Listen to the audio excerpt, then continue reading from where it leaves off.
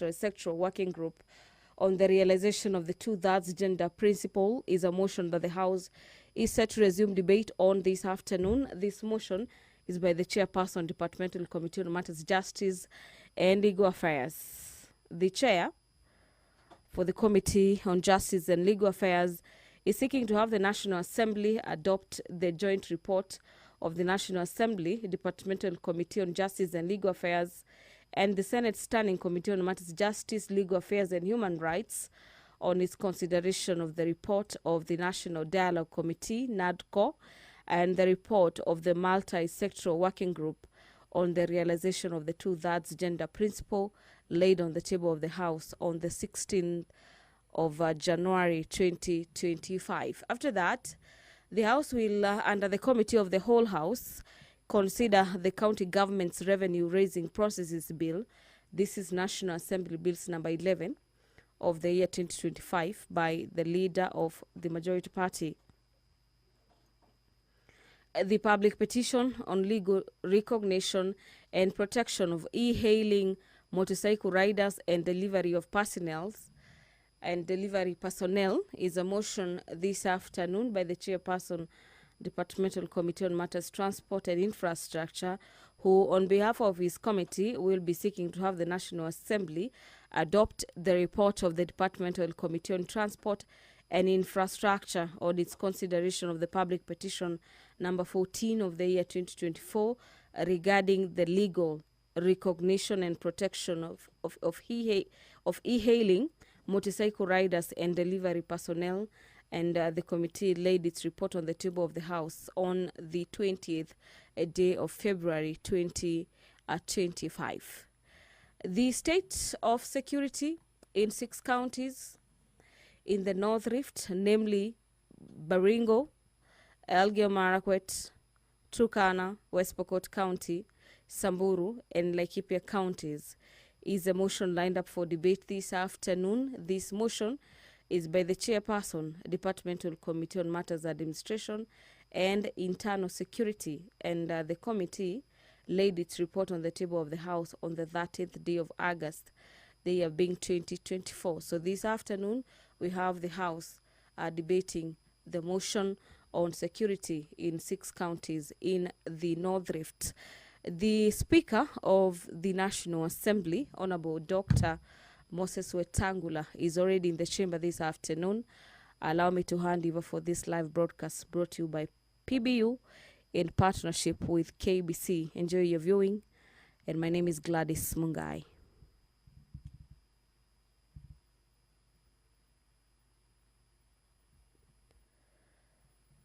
I honestly hope we have the numbers. Bunge kwa ustawi wa jamii na utawala wa haki wa wanadamu.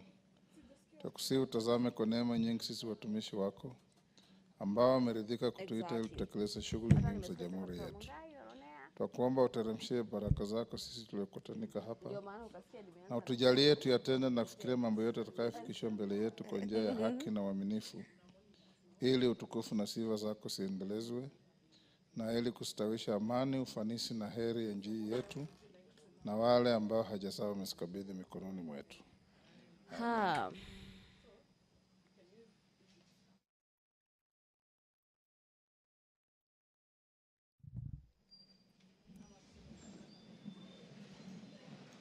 Oh, my Lord Jesus.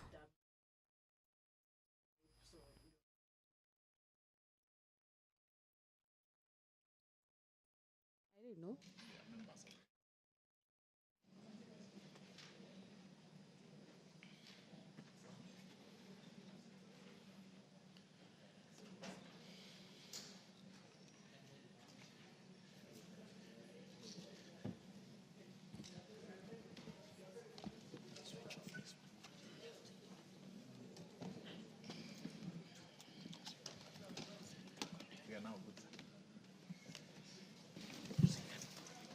Honorable members, welcome to the afternoon sitting. We have quorum to transact business. Clerk. Order number 1, administration of oath. Order number 2, communication from the chair. Kashove, take the nearest seat. Members on your feet. Take the nearest seat.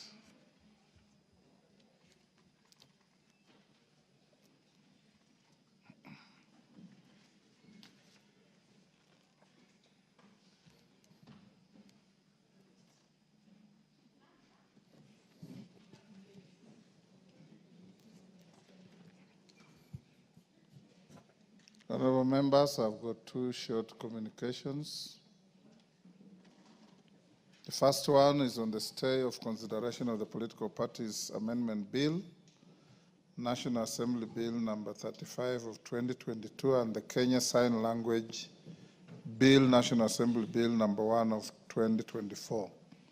Honorable members, you recall that in January 2025, the National Assembly held a successful midterm retreat for members in which various pertinent issues relating to the business of the House were deliberated on.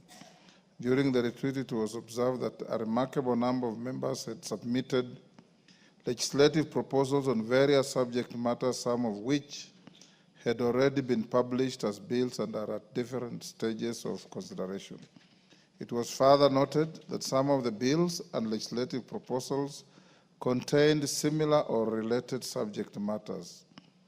Indeed, the retreat resolved that to ensure prudent use of available time and to fast-track consideration of the bills and proposals, it will be imperative that the bills be consolidated. Honorable members, it's against this background that the retreat resolved that the sponsors of bills and legislative proposals with similar or related subject matters consider consolidating the bills by either co-sponsoring or introducing amendments to an existing bill under consideration. Further, it was resolved that the committees under whose mandates the consolidated bills fall take into account contents of various bills and incorporate them in their reports to the House for possible inclusion and consideration during Committee of the Whole.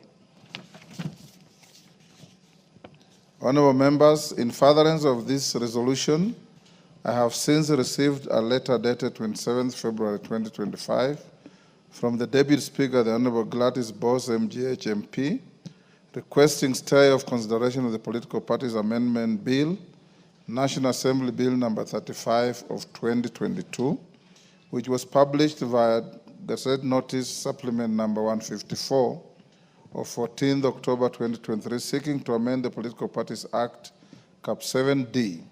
The bill requires the Registrar of Political Parties to convey to the clerk of each House of Parliament any coalition agreement deposited with the office of the Registrar of Political Parties. The bill was read as a first time on 12th April 2023, following which it was committed to the Procedure and House Rules Committee for consideration. In her letter, the Deputy Speaker further indicates that a similar bill, the Political Parties Amendment Bill number 2 Bill, Senate Bill number 26 of 2024, originating from the Senate, is before this House, and noting the resolution made during the midterm retreat to consolidate bills on the same subject, she requests on behalf of the Procedure and House Rules Committee to stay any further consideration of the bill. You will also recall, honorable members, that on 12 February 2025, I reported to the House that I had received a message from the Senate on the passage of several bills, including the Political Parties Amendment number 2 Bill, Senate Bill number 26 of 2024. The bill, which is sponsored by the Senate Majority Leader, seeks to actualize some of the recommendations and views of the public submitted to the National Dialogue Committee, NADCO, during the National Dialogue Discourse on Issues of Electoral Justice. The bill was read a first time on 13th February 2025 and committed to the Departmental Committee on Justice and Legal Affairs. Similarly, honorable members, have also received a letter from the Honorable Umulkhair Harun Mohammed MP, sponsor of the Kenya Sign Language Bill, National Assembly Bill number 1 of 2024, also seeking to suspend consideration of the bill. The bill seeks to provide for the recognition, promotion, development and use of Kenyan Sign Language, and to mandate the state to put in place measures for the promotion of the rights of the marginalized, including persons with disabilities. In furtherance of the resolutions made during the midterm retreat, for members of the House, the Honorable Umulkhair Harun, MP, notes that the bill has similar proposals as those contained in the Kenyan Sign Language Bill, Senate Bill number 9 of 2023, co-sponsored by Senator Crystal Asige, MP, and the Minority Whip, the Honorable Millie Odhiambo Mabona, CBS MP, which is also before the House. The latter bill was read a first time on 28 February 2024 and committed to the Departmental Committee on Social Protection. Honorable members, I have acceded to the request by the Deputy Speaker and Member for Uasin Gishu County, the Honorable Gladys Boss, MGH MP, and nominated member, the Honorable Umulkhair Harun, MP. And in this regard, I hereby direct as follows. One, that the consideration of the Political Parties Amendment Bill, National Bill number 35 of 2022, and the Kenya Sign Language Bill, National Assembly Bill number 1 of 2024 is stayed forthwith. Two, that the Departmental Committee of Justice and Legal Affairs and the Departmental Committee on Social Protection take into consideration the contents of the two bills by the two honorable members and accommodate the proposals contained in the two bills in their respective reports to the House for consideration during Committee of the Whole House. Indeed, honorable members, I take this opportunity to laud the two members for this bold step, which fosters proper time management as well as collegiality with our legislative processes. I urge other honorable members with the similar or related bills to consider consolidation or co-sponsoring, as this will fast-track consideration of the bills. The House is accordingly guided. I thank you. Members at the bar, take the nearest seats.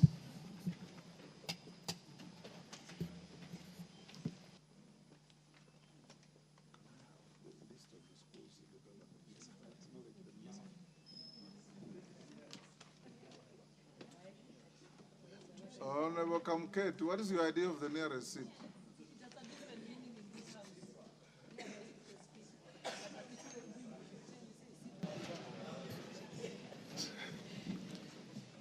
In Tiatu, the nearest means the farthest? Take the nearest seats, honorable members. Thank you. Honorable members, the next communication is on the withdrawal of the Unclaimed Financial Assets Amendment Bill, National Assembly Bill number 15 of 2024. Honorable members, as you are aware, the Unclaimed Financial Assets Amendment Bill, National Assembly Bill number 15 of 2024, sponsored by the leader of the majority party, the Honorable Kimani Ichung'wah, AGH MP, was published via the Gazette Notice Supplement number 58 of 8th March 2024, seeking to entirely give owners or claimants of unclaimed assets the power to designate payment of a claim to another person. The bill was read a second time on 28th November 2024 and has been awaiting consideration in the Committee of the Whole House. However, honorable members, I have since received a correspondence from the sponsor, the leader of the majority party, conveying his desire to withdraw the bill pursuant to the provisions of Standing Order 140, which provides as follows, and I quote, either before the commencement of business or on the order of the day for any stage of the bill is being read, the member in charge of a bill may, without notice, claim to withdraw a bill.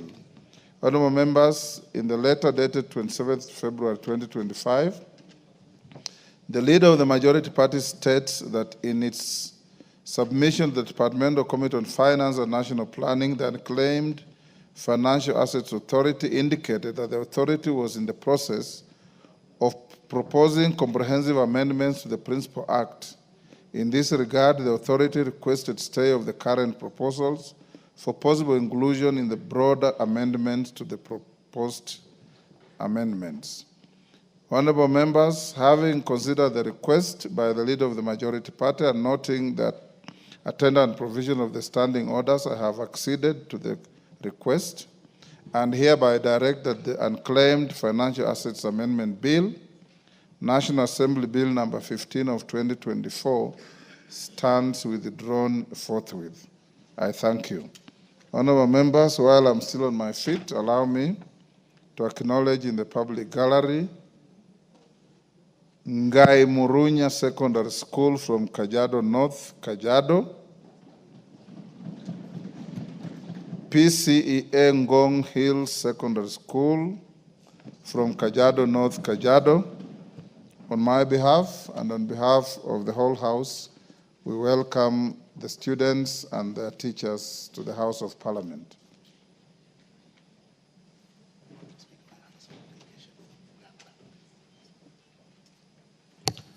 Equally, honorable members, allow me to recognize a delegation of staff from the Parliament of Uganda.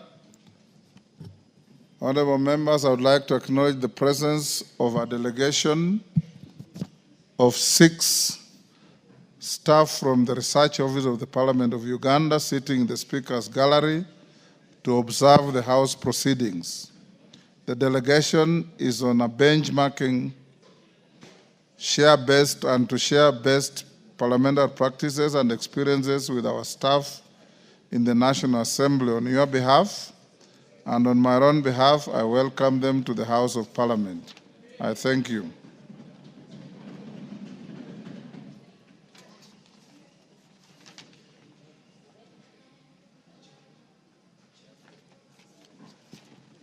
Next. Order number 3, messages. Order number 4, petitions. Order number 5, papers. Majority. Thank you very much, Honorable Speaker. Honorable Speaker, I beg to lay the following papers on the table of the House today, Wednesday, March 5th, 2025, afternoon sitting. Honorable Speaker, I lay the report of the Auditor General and financial statements of the National Government's Constituencies Development Fund, NGCDF, for the year ended 30th June 2024, and the certificates there in respect of the following: Belgut Constituency, Bobasi Constituency, Bomet Central Constituency, Bonchari Constituency, Bondo Constituency, Budalange Constituency, Bureti Constituency, Butere Constituency, Dadaab Constituency, Funyula Constituency, Gatanga Constituency, Hamisi Constituency, Jomvu Constituency, Kabete Constituency, Kaiti Constituency, Kajiado North Constituency, Kajiado West Constituency, Kandara Constituency, Kasipul Constituency, Keses Constituency, Kiambu Constituency, 22nd Kibwezi East Constituency,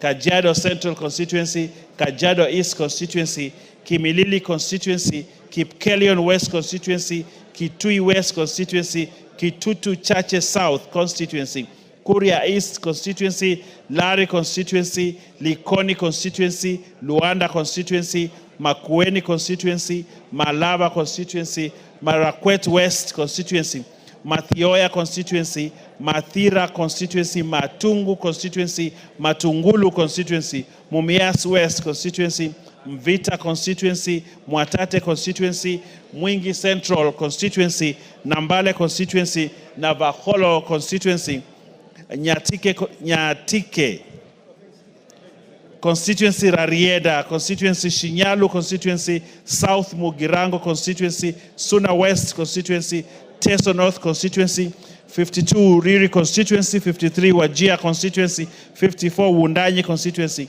55 Webuye Constituency, 56 West Mugirango Constituency. And lastly, Honorable Speaker, amendments to the 2025 budget policy statement from the National Treasury. Honorable Speaker, I want members to note that we have an amendment to the 2025 budget policy statement from the National Treasury, which I table. Honorable Speaker, I thank you and I beg to table. Thank you.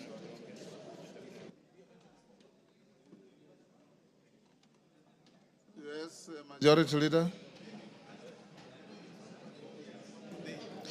Thank you, Honorable Speaker. Honorable Speaker, I just wanted, Honorable Speaker, with your indulgence, to make clarification on the table document, which is in the form of a letter from the National Treasury.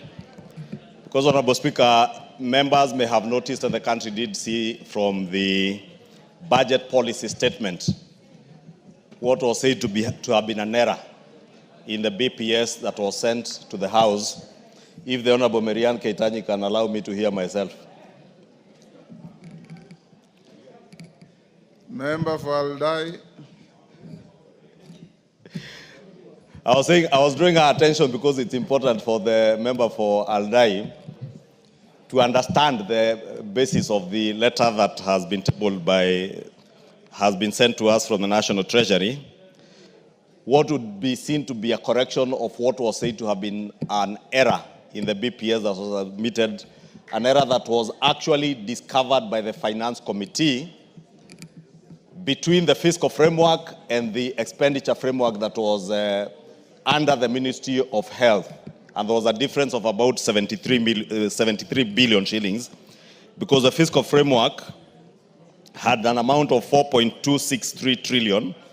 And on the other hand, the projected expenditure on page 55 of the BPS was 4.336 trillion. And that is the difference of 73 billion. And I can see the Honorable Ariko nodding in agreement, because it is out of the diligence of the members of the Finance Committee that they were able to point out this glaring inconsistency in the figures. And the National Treasury has then sent a correction of that, or a clarification of what the issue was. Honorable Speaker, in their correction, they assert that the matter is as a result of the classification of the Social Health Insurance Fund in the budget. As members are aware, those like Honorable Ariko who are accountants, according to the International Financial Reporting Standards, and specifically the Government Finance Statistics Manual of 2014, Social Security funds can be categorized in two ways. And one of the ways is to categorize the Social Security funds as a separate category, distinct from other ministries, departments, or agencies' expenditure, or as part of the government department that manages them.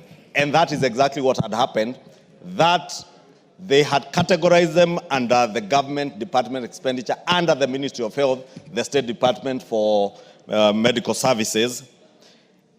And that is how it was left out in the cumulative total of the fiscal framework. Honorable Speaker, that now has been corrected to align it with the International Financial Reporting Standards, and particularly the Government Finance Statistics Manual of 2014. And the figures now agree. And therefore, let me take this opportunity first to thank the Finance Committee, because had they not pointed that out, then we would have been left with those who are very keen on pointing out what are famously referred to as computer errors. And you would have seen people in funerals saying the budget policy statement has an error, a computer error, it is theft, it is looting, but now it is clear, and those two figures now have been aligned to agree between the entire expenditure framework and the fiscal framework that is before the House and being considered by the departmental committees and the liaison committee. And I think this letter has also been tabled before the liaison committee for noting, and also before the Finance and National Planning Committee, Honorable Speaker. And I must indeed thank the diligence of the members of the Finance Committee. You know, many a times, Honorable Speaker, the House is accused that, the House only rubber stamps that which comes from the executive without paying scrutiny.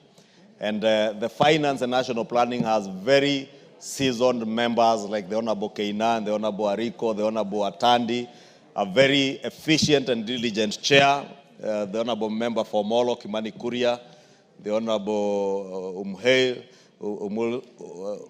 Umulher, who is also a member of that committee, the Vice Chair, who served as a member, as a chair of that committee in the 11th Parliament, the Honorable Benjamin Nangat, and many other members, Honorable Speaker, who are very diligent.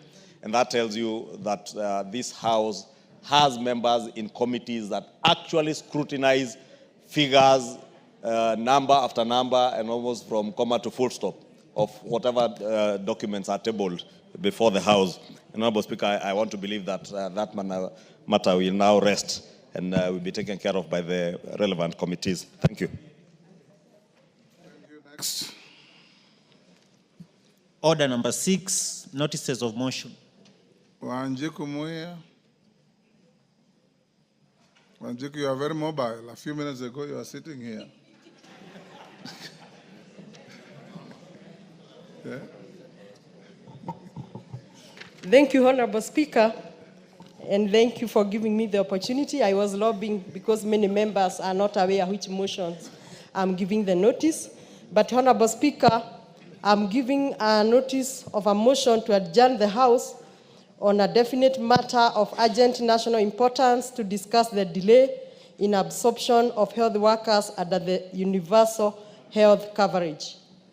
Honorable Speaker, pursuant to the provision of Standing Order number 33-1, I seek leave for the adjournment of the House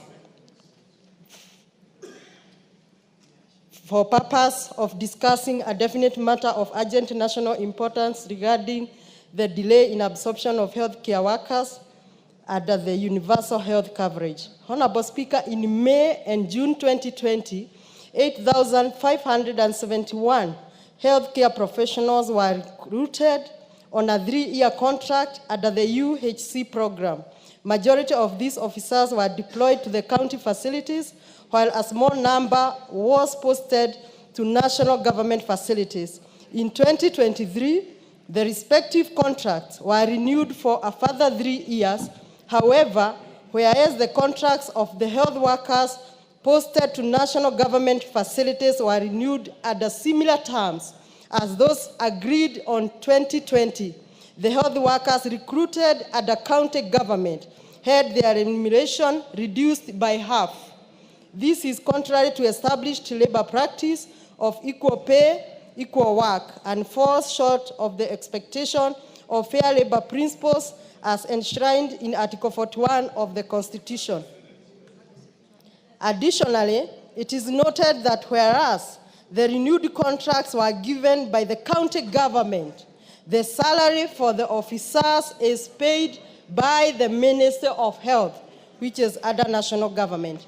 Honorable Speaker, in October 2023, the national government assured the UHC staff that they would be transitioned to permanent and pensionable terms. Sadly, in October 2024, the Ministry of Health only transitioned 110 health workers who are under the national government to permanent and pensionable terms, while leaving the remaining health workers engaged under the county government on contractual terms. Honorable Speaker, it is against this background that I seek leave for the adjournment of the House to discuss this matter of great national concern with a view of exploring possible and lasting solution. I thank you, Honorable Speaker.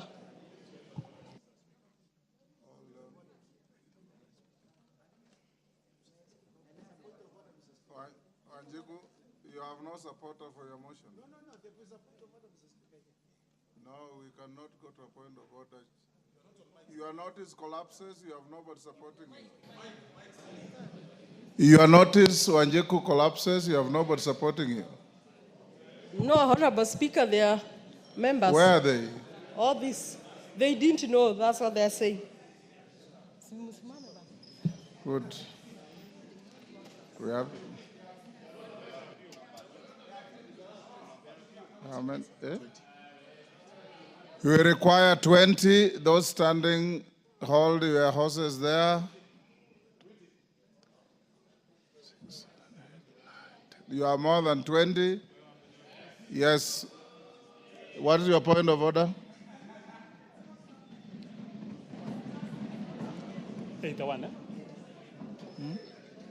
Honorable Speaker. Honorable Bukose, having met the threshold, Yes. You'll only raise your point of order at the time it comes for debate. Okay. Wanjiku Muya, I allocate you 1 hour. The House is sitting up to 9 o'clock tonight. So you will move your motion at exactly 8 p.m.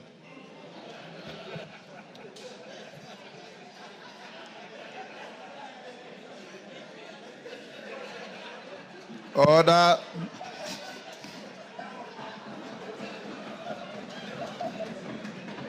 Next order.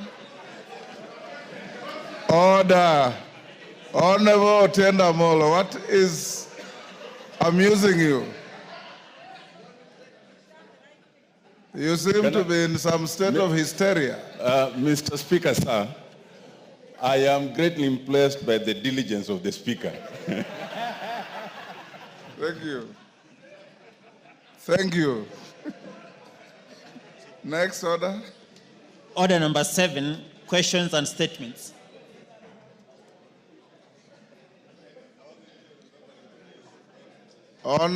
We start with a statement response by the Chair of Health to an issue raised by Esther Passaris.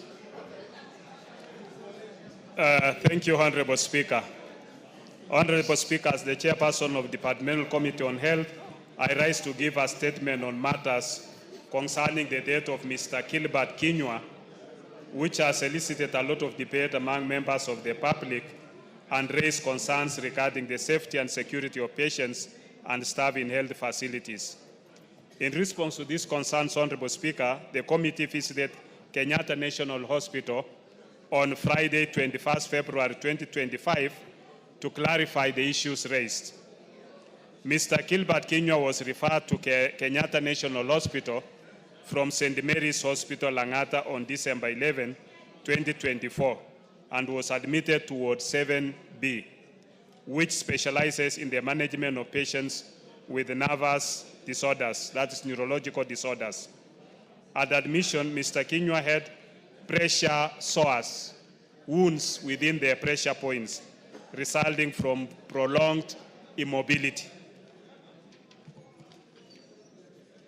After an evaluation by KNH specialists, Mr. Kinyua was diagnosed with a rare neurological disorder known as Guillain-Barré syndrome that causes muscle weaknesses. His condition was particularly severe, affecting all his limbs, that is the hands and the legs. He therefore required total nurse care, including tube feeding. Despite the severity of his condition, his status had remained stable under KNH care. On Thursday, 6 February 2025, Mr. Kinyua's condition was observed to be stable and the day proceeded as normal.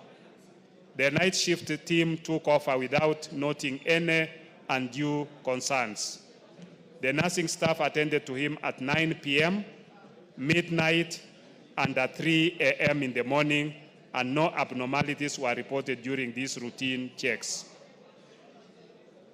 On circumstances surrounding the death of Mr. Gilbert Kinyua, the acting CEO, Kenyatta National Hospital, Dr. William Sikilai, who is a physician, informed the committee that in the early morning of Friday, 7th February, during the nurses' ward rounds at approximately 6 a.m., the late Kinyua was found with his face covered by a blood-stained sheath. Upon uncovering him, the nurses discovered that he was motionless with a cut wound on his neck. Immediately, the nurse reported the incident and the respective teams were notified for action. Within 30 minutes, the DCI was notified and arrived at the scene. The family members, that's the wife and brother to the deceased, arrived within an hour. The body was moved to the mortuary within the day. The chief security officer informed the committee that Kenyatta National Hospital has an elaborate security system in place, including CCTV cameras in common areas. Additionally, the hospital has officers from the National Police Service station within the hospital and in close proximity to the Kenyatta police posts. In light of this incident, the hospital has heightened and enhanced security measures across the hospital to ensure the safety of more than 1,800 patients, staff, and all visitors. The interventions on patient security and safety by Kenyatta National Hospital. On KNH security and safety governance instruments, the hospital has developed a security and safety strategy, policies, and standard operating procedures.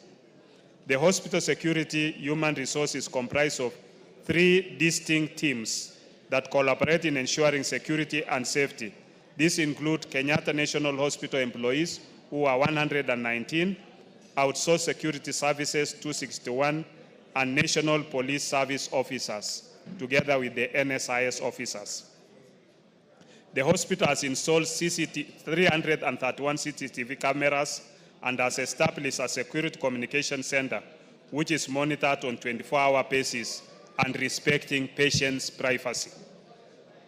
On multi-agency approach, the hospital has established partnerships and collaborations with institutions within the KNH complex, that is KMTC, University of Nairobi, Government Chemist, KEMRI, National Radiology, Ministry of Health, AFIA Annex, as well as other state agencies, including NIS, DCI, Kenya Police, Kenya Prison Services, and other institutional arrangements.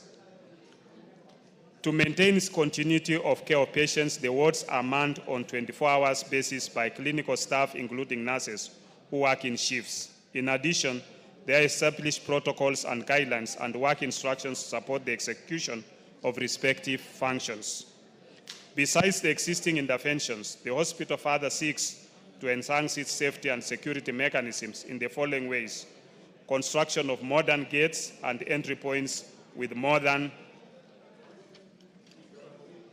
access control capabilities, acquisition and installation of electric security management system with biometric, radio frequency identification, and visitors management system.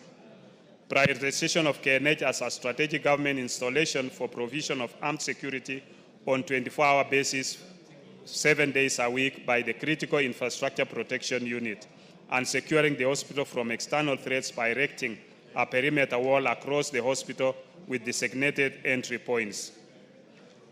Honorable Speaker, the committee made the following key observations from its engagements with the hospital management. For improved security and safety for patients and hospital staff, the hospital to strengthen its internal security. The current focus for hospital has largely been on external threats. 2, the pet mate of the late Gilbert Kinyua had been officially discharged by the hospital. However, he remained within the hospital since he was homeless. The said patient was being treated and had been diagnosed with diabetes and convulsions and was later taken to a shelter through the hospital's intervention. The shelter had, however, refused to keep the said patient owing to this disruptive behavior.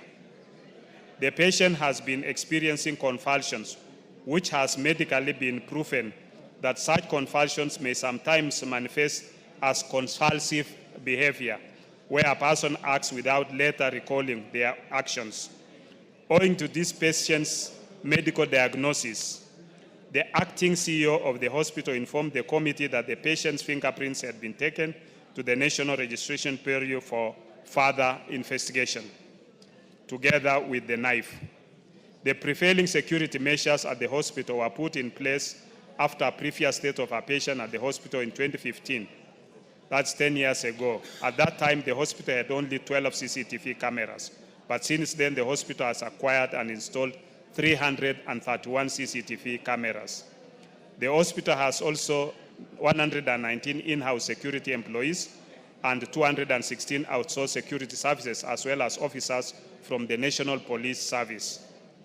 The post-mortem on the body of the late Gilbert Kinyua was conducted in the presence of both government and independent family pathologists. The samples from the post-mortem were sent to the government chemist for analysis. As at the time of the committee's visit to the hospital, the post-mortem results were not yet released to the hospital, but had been handed over to the DCI. The hospital receives nearly 30,000 visitors daily, who should pass through a screening system, which will help to prevent weapons from being brought into the hospital. Honorable Speaker, the committee made the following recommendations. that the Director of Criminal Investigation to urgently finalize investigations on this unfortunate death and recommend appropriate action with a view of establishing and holding accountable the person responsible for the death of Mr. Gilbert Kinyua.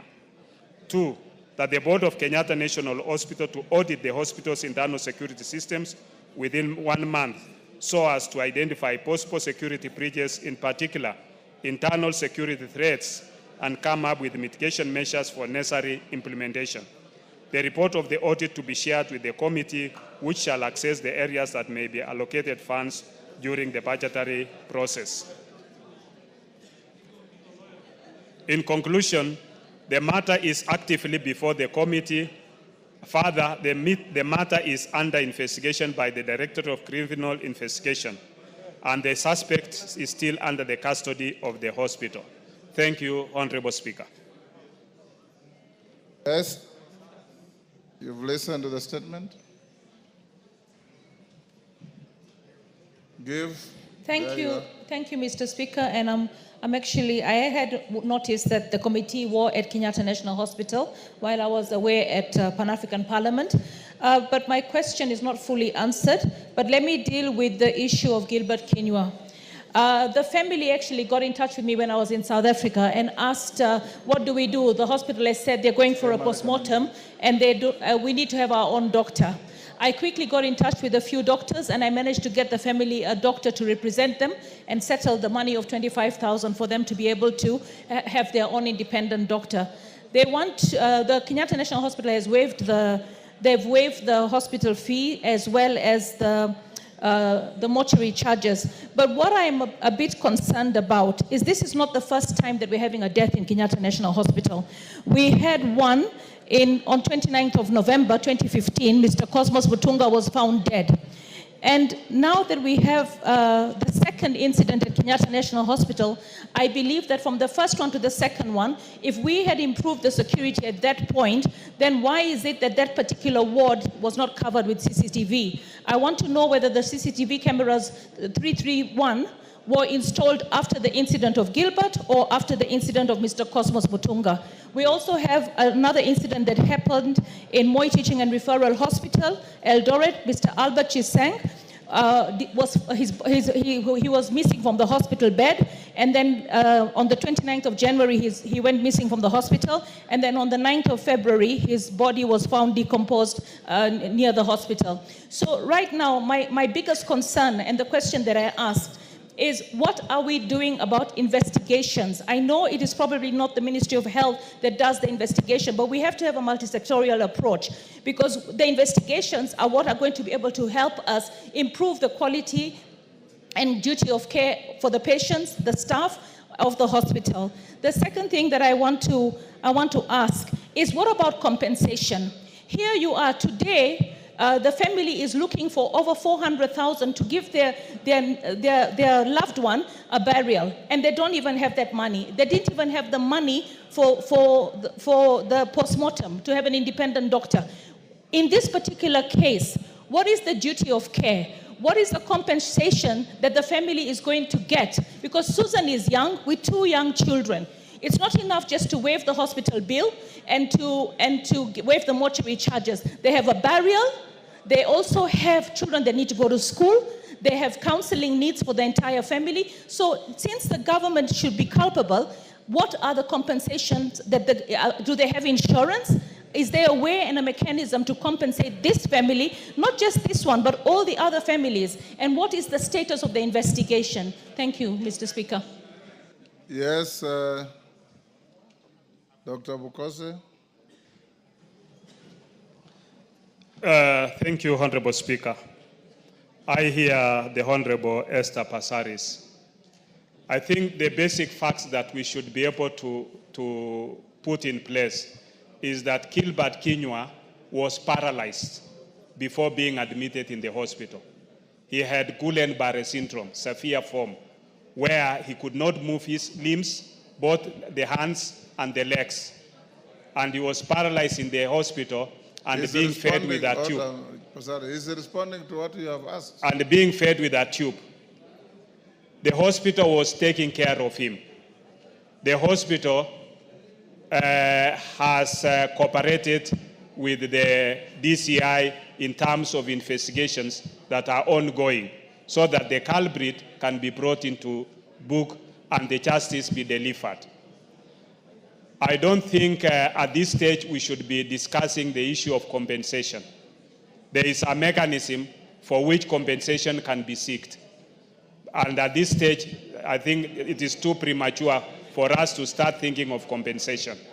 Secondly, you've asked about the CCTV cameras, the 331, whether they were put after the incident of Kinyua or after the 2015 incident.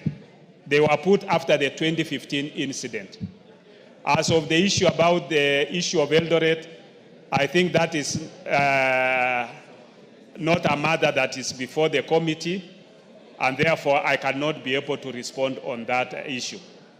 And the Honorable Esther Passaris, while she was in South Africa, she asked me for the number of Dr. Sikilai. At that time, the CEO, Dr. Kamuri, had resumed, and I gave her the number. So I think there are other mechanisms which she can pursue to follow up and see how the family can be assisted. Thank you, Honorable Speaker. Yeah, Passaris. Mr. Speaker, you know, while I know that Parliament has immunity to discuss everything, I mean, I am definitely going to sit with Susan, the wife of the deceased, because what she told me that her husband was diagnosed with Parkinson's, and for me, whatever stage, whatever care that the hospital was providing, which we appreciate, the one thing that they needed to provide, which they never provide, was to keep the patient safe. In the state that he was in, somebody walked into that hospital, slit his neck. Order, Esther Passaris. You know, you are not making statements of fact. The investigations are ongoing, and the statements you are making can easily prejudice those investigations.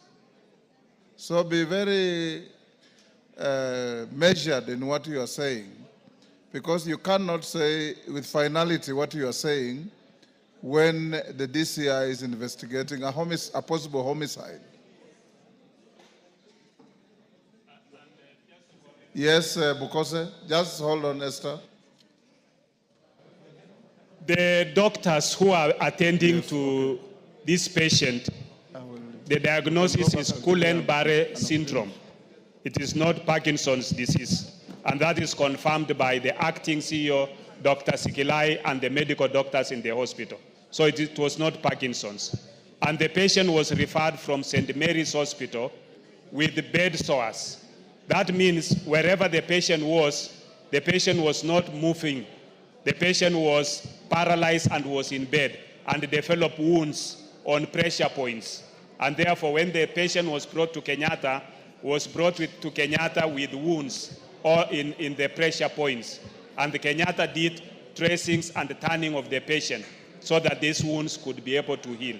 And the patient was also on NG nasogastric feeding, was being fed using a tube because the patient could not swallow. So he had to be assisted to feed. Thank you, Honorable Speaker.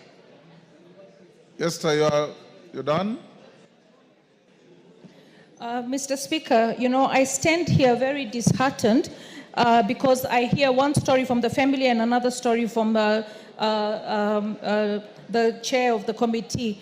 What I want to say is that we have a family that is in distress, a family that is in need, and it's not premature for us to start discussing compensation, especially since from the date the incident happened up to today, if the surveillance cameras were there, I can't understand why we have not made any arrests up to now. If you don't arrest somebody in the next 24 hours or 7 days, then you really have weakened your case.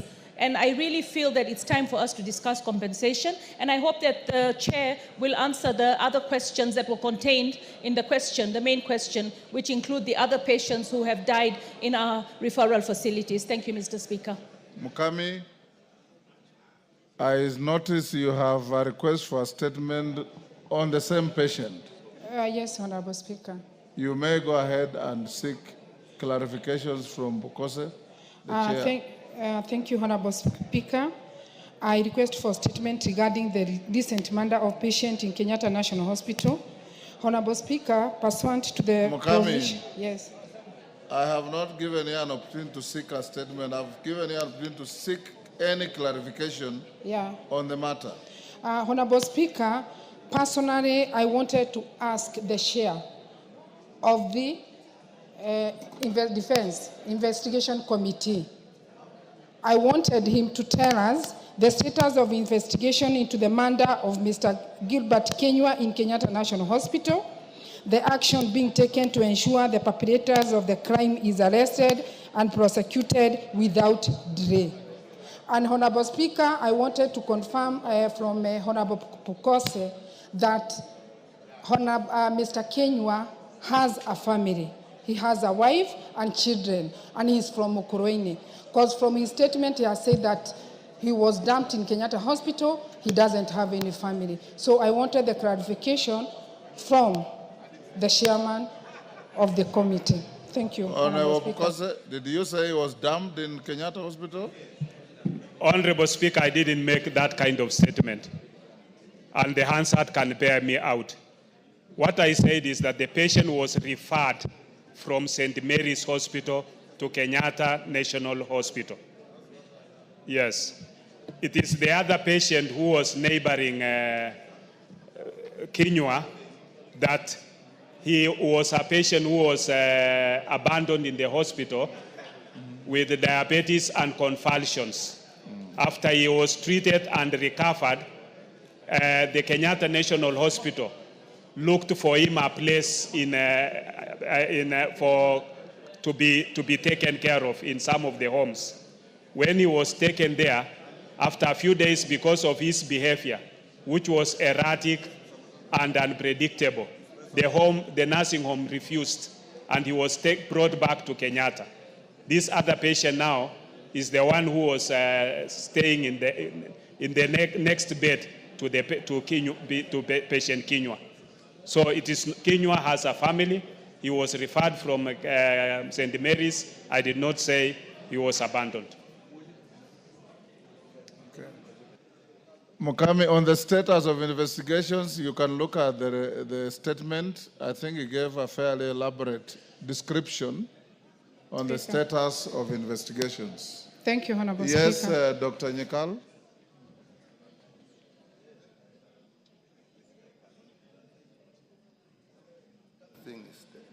Give Dr. Nyikal the mic. Thank you, Mr. Speaker. I just want to add to what our chair said. And Mr. Speaker, I think there are two issues here. One is the general security in the hospital. Two, the specific circumstances in this case.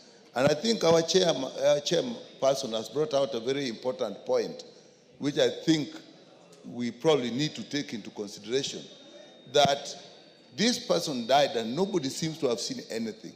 And yet this person actually was sharing a room with another patient who himself was actually not unconscious, was active. And this person actually had convulsive disorders and disruptive behavior for which he has been sent away from the home that the hospital had found for him.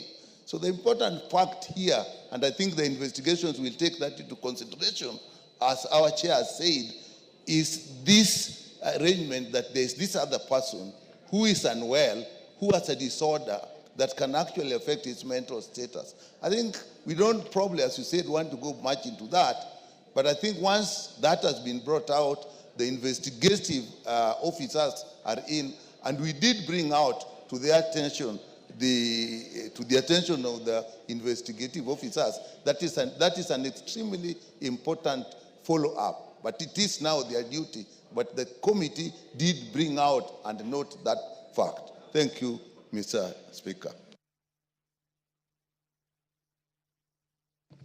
Honorable Kagusha. Thank you, Speaker. It's important to note that once a patient is actually in a hospital, it becomes the responsibility of the hospital to ensure that the security of that patient is guaranteed. Honorable Speaker, the way the investigation has been going seems to be pointing towards the bedmate or the neighbor to the extent that he's the one who might have terminated the life of this patient. And very important questions linger in mind. How did this patient also have a knife in the hospital? How was that possible? Speaker, what I find also a bit suspect is that whereas this patient was in the custody of the hospital and the hospital was treating this patient and his life was terminated in hospital, the hospital has continued to demand from this very poor family for bills to be paid for the time the patient had been there. This family has no way of raising this money and can't be able to pay those bills. And I'm wondering whether it is right for the hospital, after not guaranteeing the security of this patient and the patient having been killed in the hands of the hospital, for the hospital to go ahead again and demand for the payment of the bill from this patient.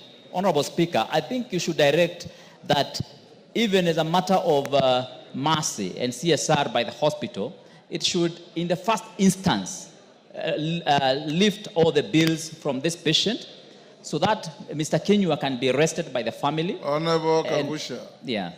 Esther Pasares, who brought the request, is disputing your assertions that the bills are being demanded for payment. Honorable Speaker, Yes, this patient. Order, Honorable Kinyua. Yeah. Honorable Kagusha, yes. Thank you, Honorable Speaker. While Honorable Kagusha was raising that issue, I got in touch with the CEO KNH, Dr. Njoroge Kamuri, and he informed me that yesterday the relatives came and the hospital informed them that they'll waive the mortuary and the ward fee, everything will be waived. But they continued to demand that we need to see how much is that is going to be waived, and they went with their bill. But as per now, the hospital will waive the mortuary fee. You don't have to pay anything. The hospital will waive the medical bills. There is nothing. You can just organize and have the body taken away without paying anything to the hospital. Yes, Kagusha. Yeah, thank you, Honorable Speaker. That would be refreshing, because the brief which I had from the family, and Honorable Speaker, I have visited this family severally, and I've also been in touch with the family, including the clergy, and the brief which I had from the family is that they were being pushed into paying these bills. Honorable Speaker, I have also been in touch with Dr. Kamuri, and he had not made any such commitment. So, Honorable Speaker, if indeed he has made that commitment to the chair of the committee, I want to believe that he's serious about it, it's unanswered now, and that he should ensure that that bill is waived. Thank you, Honorable Speaker. Pasares, you want to pursue this again? Yes? Mr. Speaker, I feel that Dr. Nikal mentioned, the way Dr. Nikal talked, it was like the patient that was sitting next to Gilbert is a suspect. For me, I know that there was a knife that was found near the hospital with blood. I saw something in South Africa recently, because they have similar high crime like in Kenya. The police gives updated reports on a weekly basis, on a daily basis, especially on such sensitive cases, so that we are not left speculating on whether it's this way or that way. But for me, if the patient that was next to Gilbert was one that had mental issues, and Gilbert was vulnerable because he was suffering from bed sores, the hospital still has a duty of care. I confirm that the family has said that the bills are being waived. So we're happy about that, but that is not enough. The children need to go to school. Susan needs to make sure she is able to sustain herself. So I think we should be talking compensation, because we should lead by example. The family needs to be compensated, because I don't see the investigations going anywhere, especially if the patient next to him is the prime suspect and he has not been charged yet. Thank you. Yes, Kajwang. Mr. Speaker, I think this debate is something which is interesting to all of us, but I suppose that the chair in that committee should investigate it some more, so that we fulfill a mandate that this House has to be able to see to it on the question of, number one, security. And it is not just limited to this patient. I think when the question arose from the honorable member from Nairobi, it questions the question of security. And so the minister concerned or the agency concerned should let us have a total picture of security in the institution. Number two, apart from the investigation in terms of determining culpability, there is a whole issue of tortious liability on who has the duty of care. Because a patient is in an institution, for some reason the patient dies, and there are issues to the fact that some people, whether mentally ill or not, are with that patient in that whole home. So who bears that tortious liability of the duty of care? So I think that without us giving so much information on this, probably, Mr. Speaker, with a lot of indulgence, you may want to ask the chair with specific assignments to go and investigate these things so that we can have an oversight function or role on these matters. Thank you. He already said that the DCI will be sharing the progress on investigations on this matter. So as and when he gets material beyond what he has said here, Chairman, you be responsible enough to bring some additional communication to the House. Statement request by Hussein Bare, MB for Tarbaj. Thank you, Mr. Speaker. I have a statement. It's a request for a statement on the rampant cases of human trafficking in northern Kenya. Honorable Speaker, pursuant to Standing Order 44-2C, I wish to request for a statement from the chairperson of the Departmental Committee on Administration and Internal Security regarding the rampant cases of human trafficking in northern Kenya. Honorable Speaker, recruitment agencies, though opaque, are operating in Wajir, Mandera, Garissa counties, and they prey on the hopes and dreams of the young generation, enticing them with the promise of a brighter future abroad.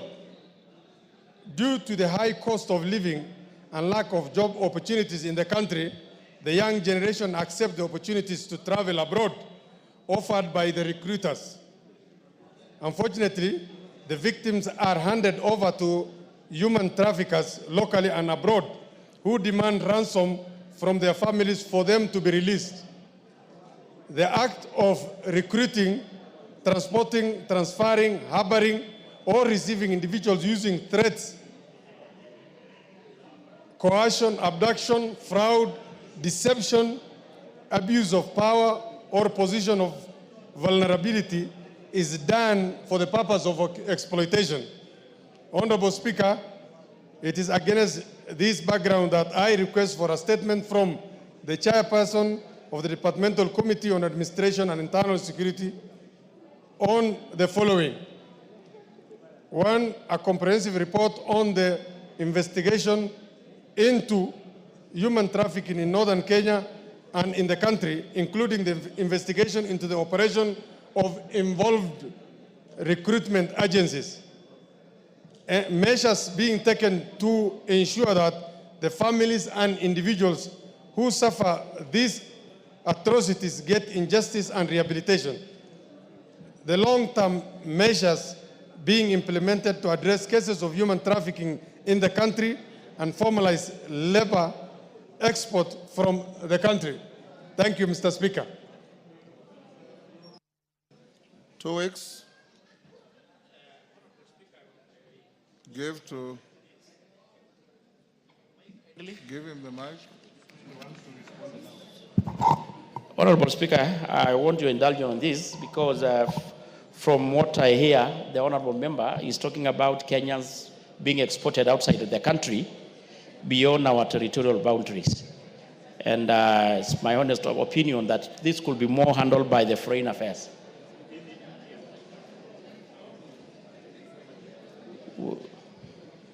Where the question is about human trafficking In northern Kenya, not out of northern Kenya. But beyond our territorial boundaries, Honorable Speaker. Okay, clerk, can you check and see whether we can reassign the statement to Foreign Affairs? Be that as it may, whichever committee handles, they will respond to you in 2 weeks.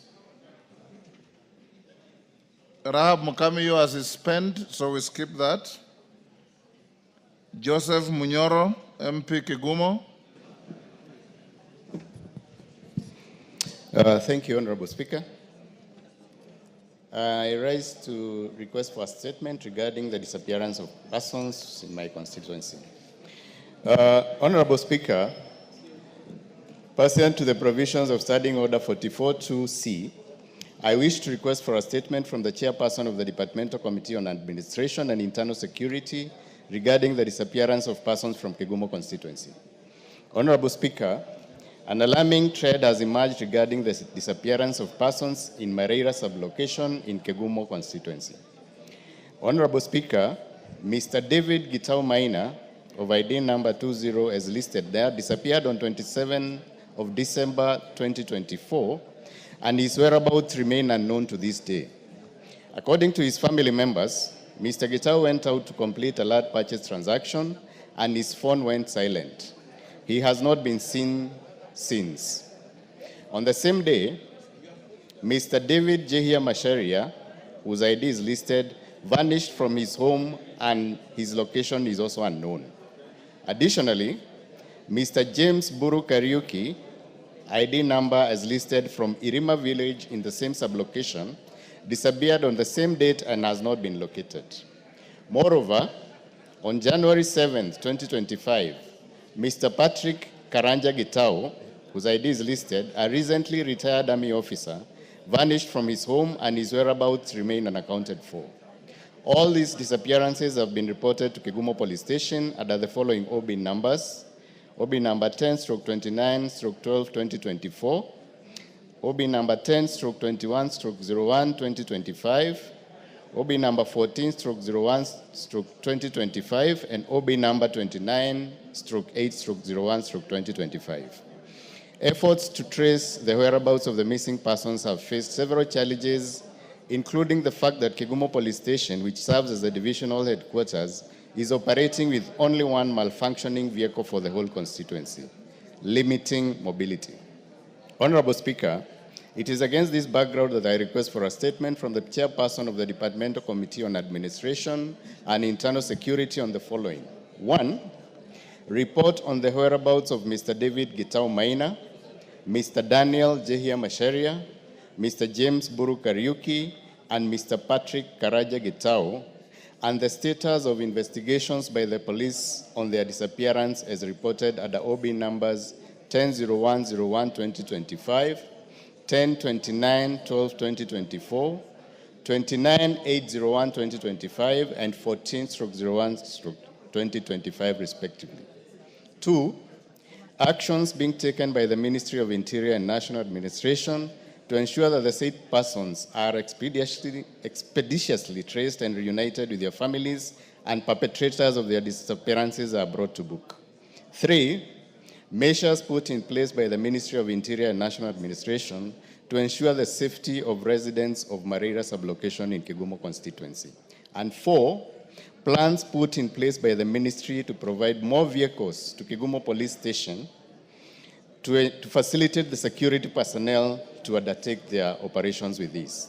Thank you, Honorable Speaker. Tongoyo. Honorable Speaker, I will be able to respond in 2 weeks. 2 weeks. Yes. Okay. Joyce Kamene, member for Machakos County.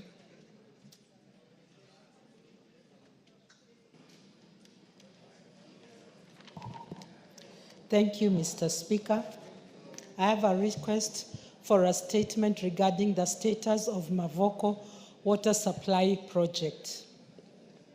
Honorable Speaker, pursuant to the provisions of Standing Order 44.2c, I rise to request for a statement from the chairperson of the Department Committee of Blue Economy, Water and Irrigation regarding the status of Mavoko Water Supply Project. Honorable Speaker, the Mavoko Drinking Water Supply Project is an initiative financed jointly by the Government of the Republic of Kenya and the Kingdom of Belgium, in line with the national government's commitment to provision of universal, clean, and safe water. The project seeks to increase the water supply capacity to 12,000 and 5,000 cubic meters per day to Mavoko and Syokimau areas, respectively. Hundreds of residents who have been hoping to benefit from the project, considering the perennial water shortages in these areas, continue to face challenges owing to the incoordinate delay in the implementation of the project.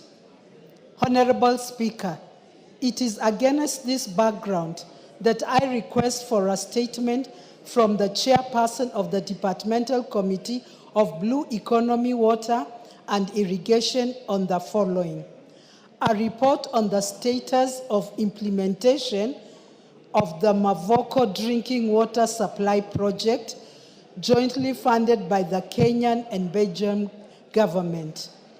A report on the steps being taken by the ministry to ensure the completion of the project and the expected timeline for its completion, and the interim measures being taken by the ministry to address the water scarcity faced by the residents and to protect them from unscrupulous water vendors. I thank you, Honorable Speaker. Thank you, Joyce Kamene. Bowen, Chair, Blue Economy, Water and Irrigation. Bowen, when you have business, you should remain static. Yes, I had seen it, Honorable Speaker, but in 2 weeks' time, I will bring answers. 2 weeks' time. Thank you. Next, hold on. Before we go on with the next statements, allow me to acknowledge in the public gallery Light Academy from Karen Langata, Nairobi, Kenyatta University students from Ruiru, Kiambu. On my behalf and on your behalf as a house, we welcome them to the House of Parliament. Next, Honorable Clive Gisairo, MP Kitutu Masaba. Thank you, Honorable Speaker.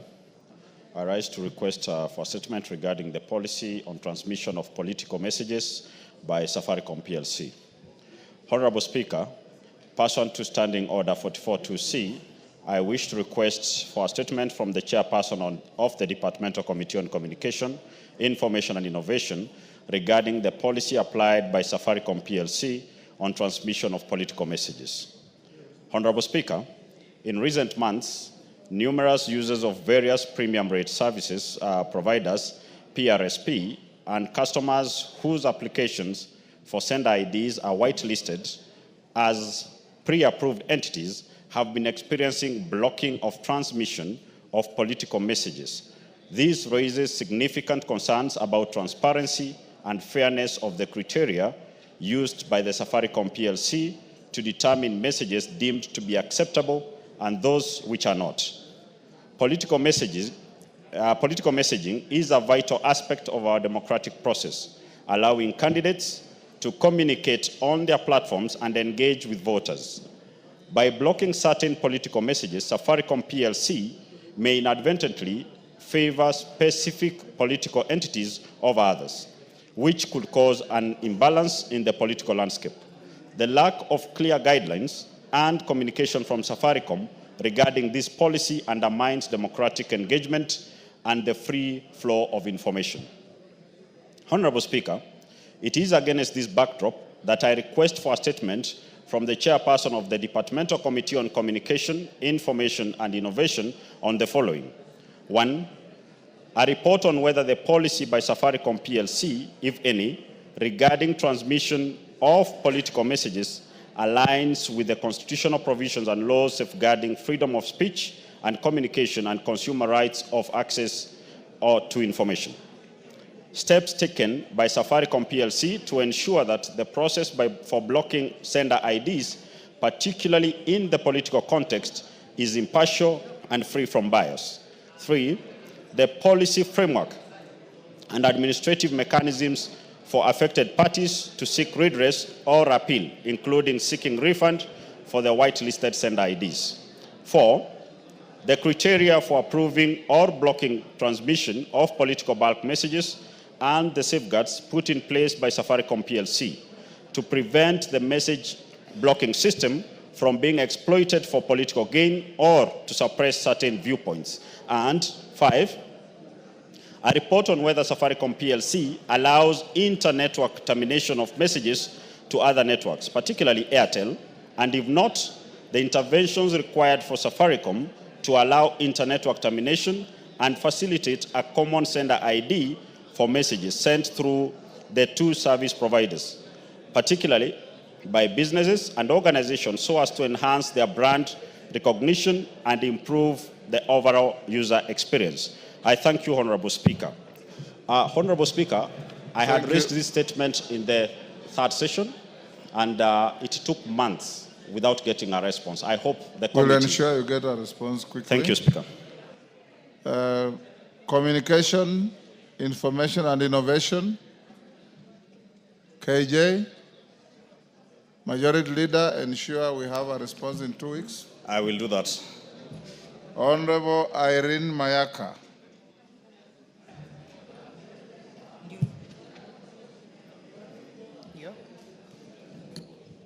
Thank you, Honorable Speaker. Honorable Speaker, I wish to request for a statement regarding the safety and security of Kenyans stranded in Myanmar. Honorable Speaker, pursuant to the provisions of Standing Order 44-2C, I wish to request for a statement from the chairperson of the Departmental Committee on Defense, Intelligence and Foreign Relations regarding the safety and security of Kenyans stranded in Myanmar. Honorable Speaker, since 2022, hundreds of Kenyans have fallen victims to an elaborate human trafficking syndicate operating under the guise of lucrative jobs offered in Thailand. Many are lured with promises of employment as customer service agents, drivers, waiters, among others. However, upon arrival in Bangkok, Thailand, they are kidnapped and transported to the border town of Mae Sot, from where they are smuggled into Myanmar. Once in Myanmar, victims are subjected to forced labor, coercion, and criminal activities, including sophisticated online scams targeting individuals globally, including Kenya. While there has been a rescue of over 7,000 foreigners, many persons, including a significant number of Kenyans, remain trapped, unable to cross back to Thailand due to the closed border. The conditions at these borders are dire, as they lack basic necessities such as food, water, and sanitation facilities, while the security situation is volatile. The issue of human trafficking of Kenyans in Myanmar is not new, and its persistence highlights the needs of lasting measures. Honorable Speaker, it is against this background that I request for a statement from the chairperson of the Departmental Committee on Defense, Intelligence and Foreign Relations on the following. Number 1, status of Kenyans currently stranded in Myanmar, and especially those currently stranded at the Myanmar-Thailand border, including the number of Kenyans affected, the current security situations, and timelines for their repatriation. Number 2, the immediate action being taken by the Minister of Foreign and Diaspora Affairs to engage with the government of Thailand in rescuing Kenyans stranded at the Myanmar-Thailand border. Number 3, measures taken by the Minister of Foreign and Diaspora Affairs to engage with the government of Thailand in addressing the issue of human trafficking, including cooperation strategies and the stringent border control measures to prevent further trafficking of Kenyans. Number 4, report of the status of investigation by the Director of Criminal Investigation into human trafficking networks in Kenya operated by fraudulent employment agencies.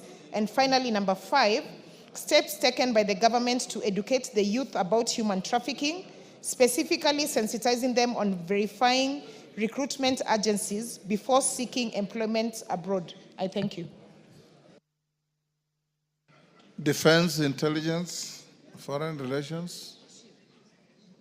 Bashir, you are the Vice Chair of that committee. Yes, Honorable Speaker. When can you bring a response to that? I think, Honorable Speaker, we can do that in 2 weeks' time. 2 weeks. Thank you. Dr. Joyce Bensouda, Homa Bay County. Thank you, Honorable Speaker. I would like to raise a statement regarding destruction of forest in Magadi. Honorable Speaker, pursuant to provision of Standing Orders 44.2c, I wish to request for a statement from the chairperson of the Departmental Committee on Environmental, Forestry and Mining regarding destruction of forest in Magadi for charcoal production. Honorable Speaker, forests play a crucial role in sustaining life and maintaining climate stability. However, in recent years, the Lake Magadi region has experienced severe destruction due to high demand for charcoal. Indigenous tree species are being harvested to meet the high demand for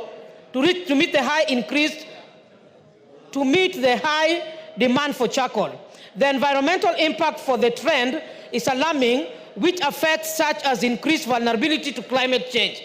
To regulate charcoal production, the Charcoal Regulation 209 were introduced. Additionally, in 2016, the House passed the Climate Change Act Cap 387A, which provides a framework for the promotion of climate resilience, low carbon economic development. However, the enforcement remains a challenge, with a significant portion of charcoal production remaining unregulated, further contributing to adverse effects of climate change. Honorable Speaker, it is against the background that I request for a statement from the chairperson of Departmental Committee on Environment, Forestry and Mining on the following.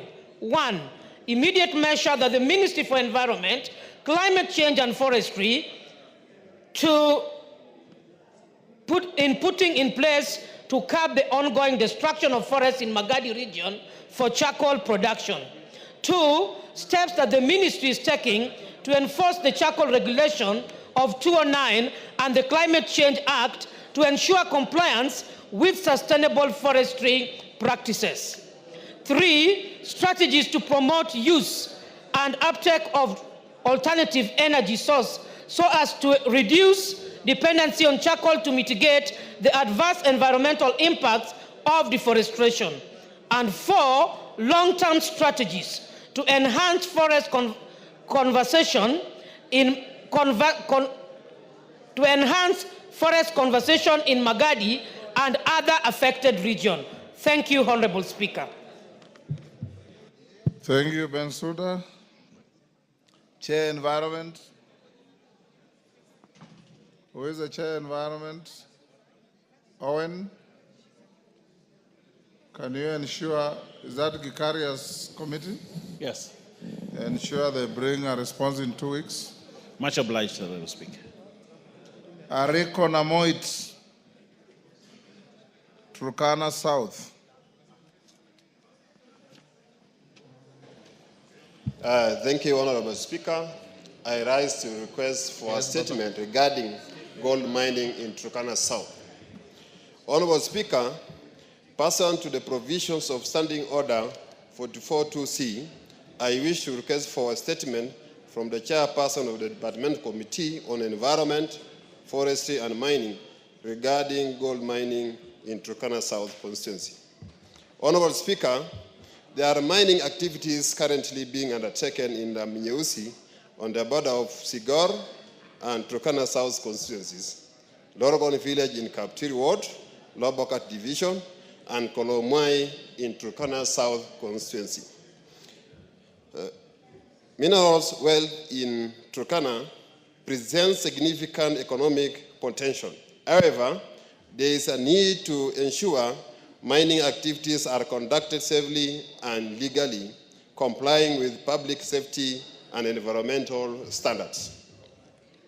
These activities, which commence without the involvement of the residents, have exposed them to hazardous chemicals and has caused destruction of farm produce and pollution of water in the area. Notably, the Environmental Management and Coordination Act, CAP 387, provides that projects related to mining ought to have an environmental impact assessment study report submitted prior to the issuance of mining license. In addition, the natural resource is allocated within disputed land and could possibly compound existing conflict amongst communities in the area. Honorable Speaker, it is against this background that I request for a statement from the Departmental Committee on Environment, Forestry and Mining regarding the following. 1, report on the steps taken by the government, including a report on public participation conducted, if any, prior to issuance of mining licenses in La Minyausi, Lorgon Village, and Kalomai in Turkana South. 2, list of the mining licenses issued in Turkana County in the last 3 years and the operational requirements issued to the licensees. 3, steps taken to prevent any conflict among communities bordering the sites, including consultation with the leaders within the area. And finally, Honorable Speaker, a report on the benefit sharing formula agreed on to the guarantee residents returns from gold mining in the county. I thank you, Honorable Speaker.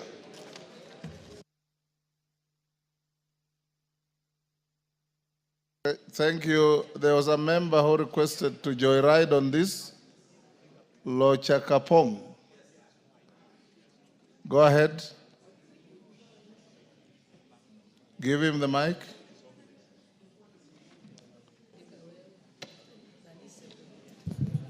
Thank you, Honorable Speaker, for this opportunity. I wish to support the statement by the Honorable Dr. Rico, the member for Turkana South, and say, Honorable Speaker, that we have a lot of illegal miners, particularly in West Pokot and between West Pokot and Turkana. Now, Honorable Speaker, these illegal miners are operating without a mining license, and they are mining gold. Honorable Speaker, we have engaged these people, but seemingly these people are cartels, and they are being protected by officers from the Ministry of Mining, right from the regional office in Eldoret to the headquarters here. All those guys who are supposed to be protecting communities are aligned in doing illegal work. When you get them, they have no license for mining. They have no consent from the county government. They have no document. Others will even tell you they have fraudulent documents from NEMA, because when you look at the kind of environmental destructions that they have caused, it is worrying and it is sad. So, Honorable Speaker, I wish that the committee expedites to find out this, because according to the statement by Dr. Rico, these people do not have any mining license. They have even threatened to change the course of a river, Honorable Speaker, and very soon a town called Kainuk will be swept away just because of the activities of these illegal miners. So I wish that these people are brought to book, and if they have applied for a mining license and they have not gotten, let them again, because they have engaged in illegal activities, let them be denied these licenses.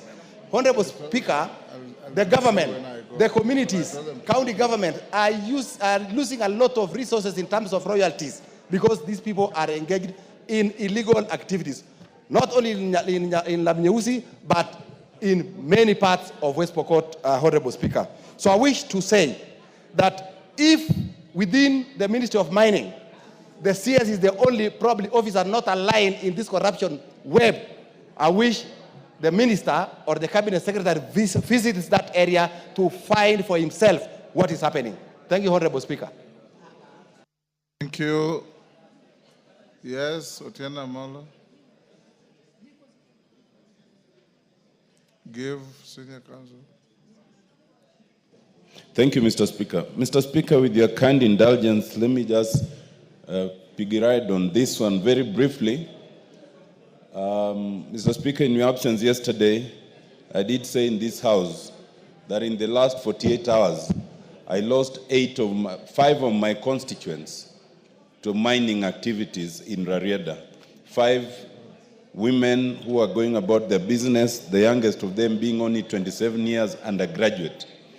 So, Mr. Speaker, I think the issue of mining is important to address, but it's important to address from my perspective in 3 ways. One is the importance of publishing the various mining licenses that have been issued throughout the country. Because I don't think there has been an occasion when, even as elected representatives, we are made aware of the holders of those licenses. Even in my constituency, I am aware that in the county there are some people who've been issued with those licenses and we don't quite know them. Secondly, Mr. Speaker, it is important for the committee to capture the intersection in terms of mandate. When I inquired for the Cabinet Secretary for Mining, I was informed that there's a part of the mandate that has been ceded to the counties. But I'm not sure that the counties are either aware or clear in terms of the regulation, so that the citizens are left at that intersection without clarity. But thirdly, Mr. Speaker, the most important thing in my view in terms of mining is that you may not stop the citizen from being involved in mining, especially artisanal mining, because the citizen needs money and many of them do not have jobs or alternative sources of income. So they must be allowed to do artisanal mining. What is important is the safety and the regulation. And that safety needs to be provided both by national government and by the county government. So that I would urge the committee to explore that area in the engagement with the Department for Mining so that we can see how to improve on the security, even if it means providing security, whether from the county or national government, that can regulate the area of mining, that can fence off and stop people from going from the dangerous areas. That is what we will need to do. But I support the statement, Mr. Speaker, and I urge that the committee looks into it with expedition. Thank you, Mr. Speaker. Chair Mining, who is the Chair Environmental, Forest and Mining, Gikaria. Owen, 2 weeks. Much obliged, Honorable Speaker. Umulkhair Kasim, Mandera County.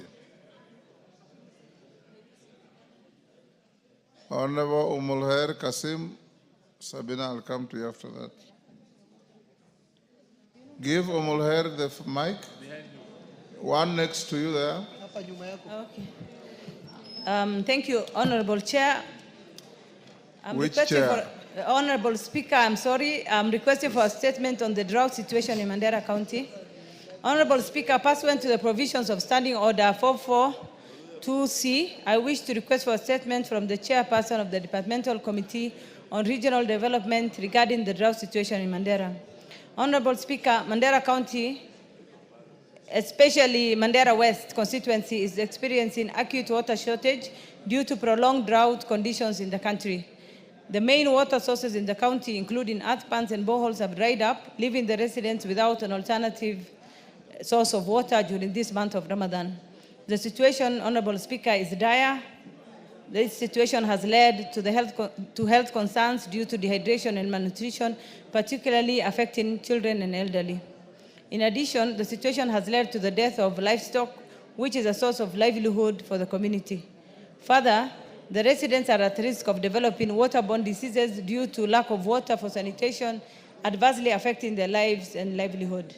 Honorable Speaker, It is against this background that I request for a statement from the chairperson of the Departmental Committee on Regional Development on the following.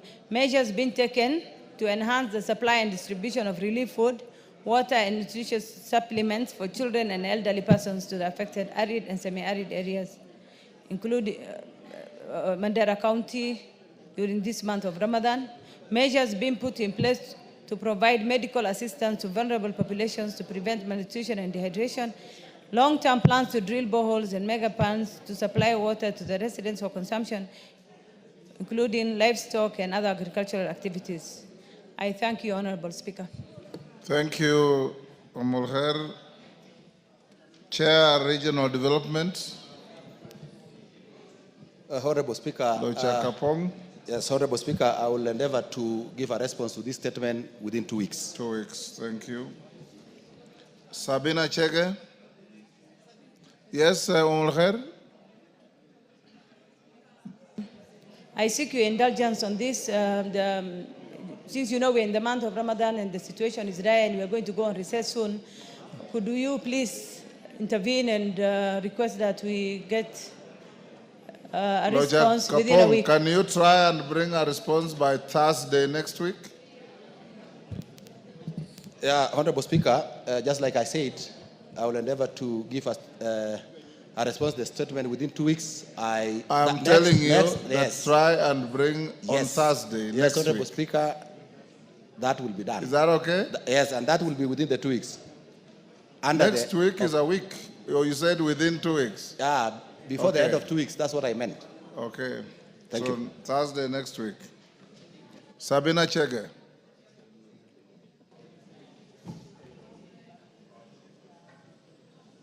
Give Sabina the mic. There's one across after Kasheri. Now you have one. Thank you, Mr. Speaker.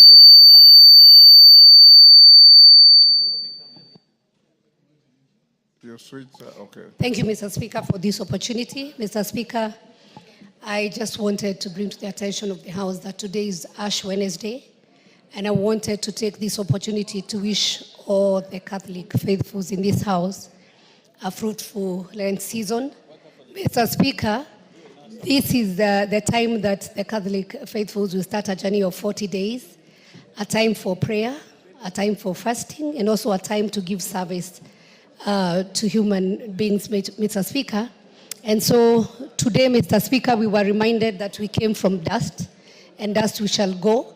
It is also a time, Mr. Speaker, that we reflect on what we are doing now that we are halfway the term, Mr. Speaker, that we reflect on the services we are giving to Kenyans, and Mr. Speaker, that we are able to serve well. So I want to wish all the Catholic faithful a blessed time for rain season. But at the same time, Mr. Speaker, also our Muslim faithfuls who started their Ramadan, that this is going to be a fruitful season, Mr. Speaker, as we continue serving this country. I thank you for the opportunity. Thank you, Honorable Yes, Owen? Honorable Speaker, well, I agree with Sabina, but Ash Wednesday is not only exclusive to Catholics. Pardon? Ash Wednesday is not exclusive to Catholics. Even the Anglicans also celebrate Ash. Today at the All Saints Cathedral at 6 o'clock we'll have our Ash Wednesday service. And therefore I want to wish all the Anglicans and any other faith that observes Ash Wednesday all the best during this Lent time. And I wish that they observe Lent well and that they continue to pray for this country during this time. I thank you. Thank you for expanding on what she said. I join you in doing so. Yes, Ondo? Not is that Ondo? Or, oh. Yes, member from Ukraine. Thank you, Honorable Speaker. I actually wanted to point out that the issue of the 40 days and the Lent issues are not only confined to the Catholics and the Anglicans. Honorable Speaker, is really an issue of all the Christians. Why are you splitting hairs? She spoke as a Catholic at here. Honorable. So if you want to speak as an Anglican, go ahead and do so. Yes, Honorable Speaker. I just wanted to point out that as we observe the 40 days of Lent, Honorable Speaker, I'm hoping that we're also going to be able to fix the issue of blood transfusion in Kenya. Honorable Speaker, you understand that we are having a problem of the reagents and the blood bags. And so Kenyans are dying in hospitals today because it's a big problem where we do not have blood for transfusion because we cannot test blood. So as we observe this Lent period, Honorable Speaker, I'm hoping that we're able to also sort out this issue as a matter of urgency before it gets into a national crisis of monumental status. Thank you, Gakusha. Next order. Order number 8, motion, nominees to 100 national government constituencies development fund committees. Majority Leader Owen, is that you moving it?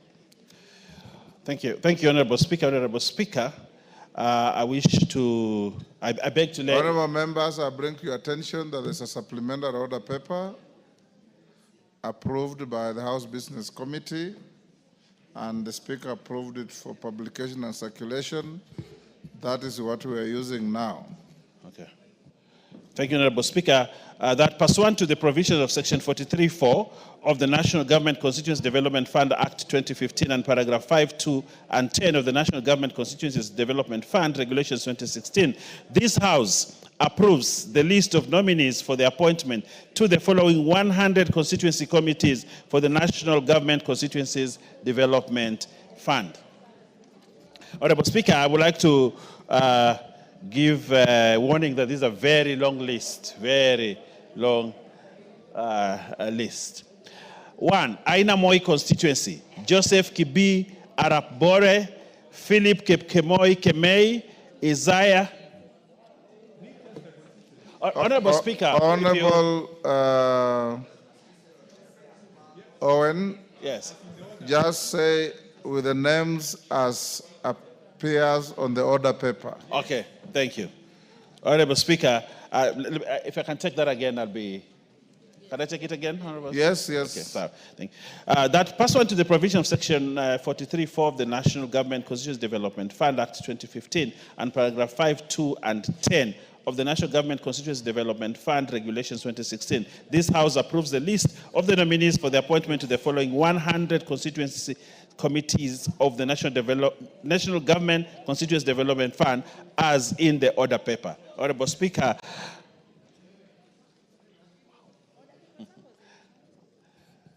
Honorable Speaker, as members are aware, the National Government Constituency Development Fund, NGCDF, plays a crucial role within constituencies in addressing socio-economic development in key areas, including education, that is bursaries, infrastructure, healthcare facilities, water projects, security infrastructure, and youth empowerment initiatives. Honorable Speaker, the fund primarily focuses on grassroots development initiatives with its operations and management done by Constituency Development Fund committees established by Section 43 of the NGCDF Act Cap 414A. The importance of these committees, Honorable Speaker, cannot be underscored in regards to the project selection, oversight, and ensuring local input and accountability in the management of the project, Honorable Speaker. Honorable Speaker, it is important for this House to note that the mandate of the previous 290 Constituency Development Fund committees have expired, leaving a governance gap in the administration of the NGCDF projects across all constituencies. Honorable Speaker, therefore, there is immediate need to approve and gazette the nominees to ensure continuity in projects, oversight, allocation of funds, and execution of development initiatives within the constituencies. Honorable Speaker, aware that these committees are crucial in the operation of NGCDF at the constituency, I am urging the remaining 119 constituencies to send the proposed names to the board for scrutiny and subsequent submission to the House. Honorable Speaker, you note that 190 constituencies have not presented their committees for approval by this Parliament. So, Honorable Speaker, I want to urge members to ensure that if they have not submitted names for their committees, to do so immediately so that we expedite the process. Honorable Speaker, the processing of these nominees is done by the NGCDF committee, which is yet to be reconstituted. Therefore, the House has been given the responsibility to scrutinize the list of the nominees and approve them in accordance with the provisions of NGCDF Act and our standing order. Honorable Speaker, in conclusion, I wish to urge the House to approve the list of nominees to the National Government Constituency Development Fund committees for the 100 constituencies to prevent disruption in the NCDF operations and to facilitate smooth governance at constituency level. Honorable Speaker, I also want to point that yesterday there were point of orders that were raised on NGCDF management and especially approval of projects, Honorable Speaker, which we urged NGCDF board to ensure that they approve the project so that as money is disbursed, there is projects to be implemented. And we also noted that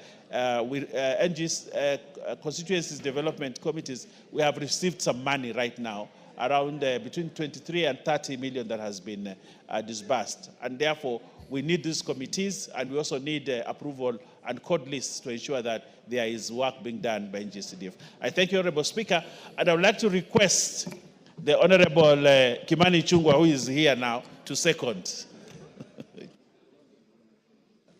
Thank you, Honorable Speaker.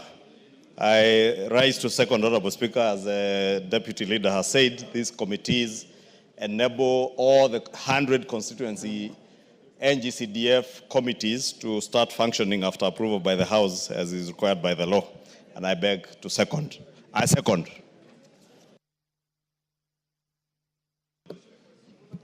Order, honorable member. Order. Order, members on their feet. Take your seats. Members on your feet. Take your seats.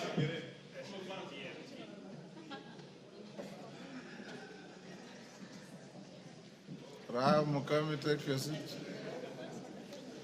Honorable members, I propose the question at order number 8, which is that pursuant to the provisions of section 43(4) of the National Government Constituency Development Fund Act, NGCDF 2015, and paragraphs 5(2) and 10 of the National Government Constituency Development Fund Regulations 2016, this House approves the list of nominees for appointment to the following 100 constituency committees of the National Government Constituency Development Fund as set out on the order paper. I put the question. I now put the question, which is that pursuant to the provision of section 43(4) of the National Government Constituency Development Fund Act, NGCDF 2015, and paragraphs 5, 2, and 10 of the National Government Constituency Development Fund Regulations 2016, this House approves the list of nominees for appointment to the following 100 constituency committees of the National Government Constituency Development Fund committees as set out on the order paper. As members of that opinion say aye. Will those of the contrary opinion say nay? The ayes have it. Next order.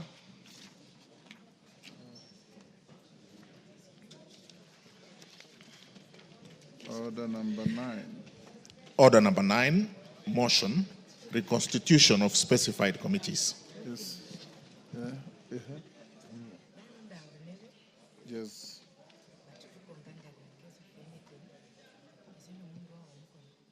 Chairperson's Selection Committee.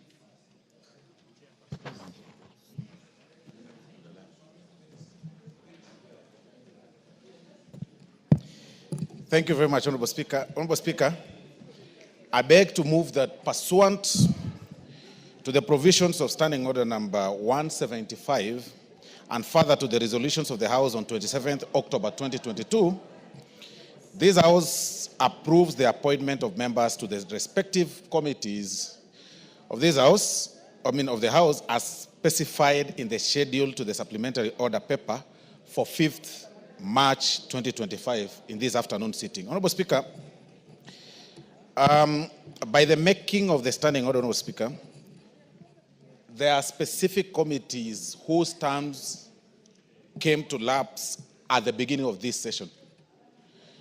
And even in this formation of the supplementary budget, the BPS, and everything that has been going on, Honorable Speaker. Have you moved the motion? Yes, I have. You haven't? You say, I beg to move the following motion and read it as it is. Have you done so? I have moved, Honorable Speaker. Sorry, I was being talked to by some members. You did. Go ahead. I moved it. Sorry, two members were conversing with the Speaker. Well guided, Honorable Speaker. So, Honorable Speaker, as I was saying, through the making of the standing order, there are some specific committees whose term came to an end at the lapse of the last session.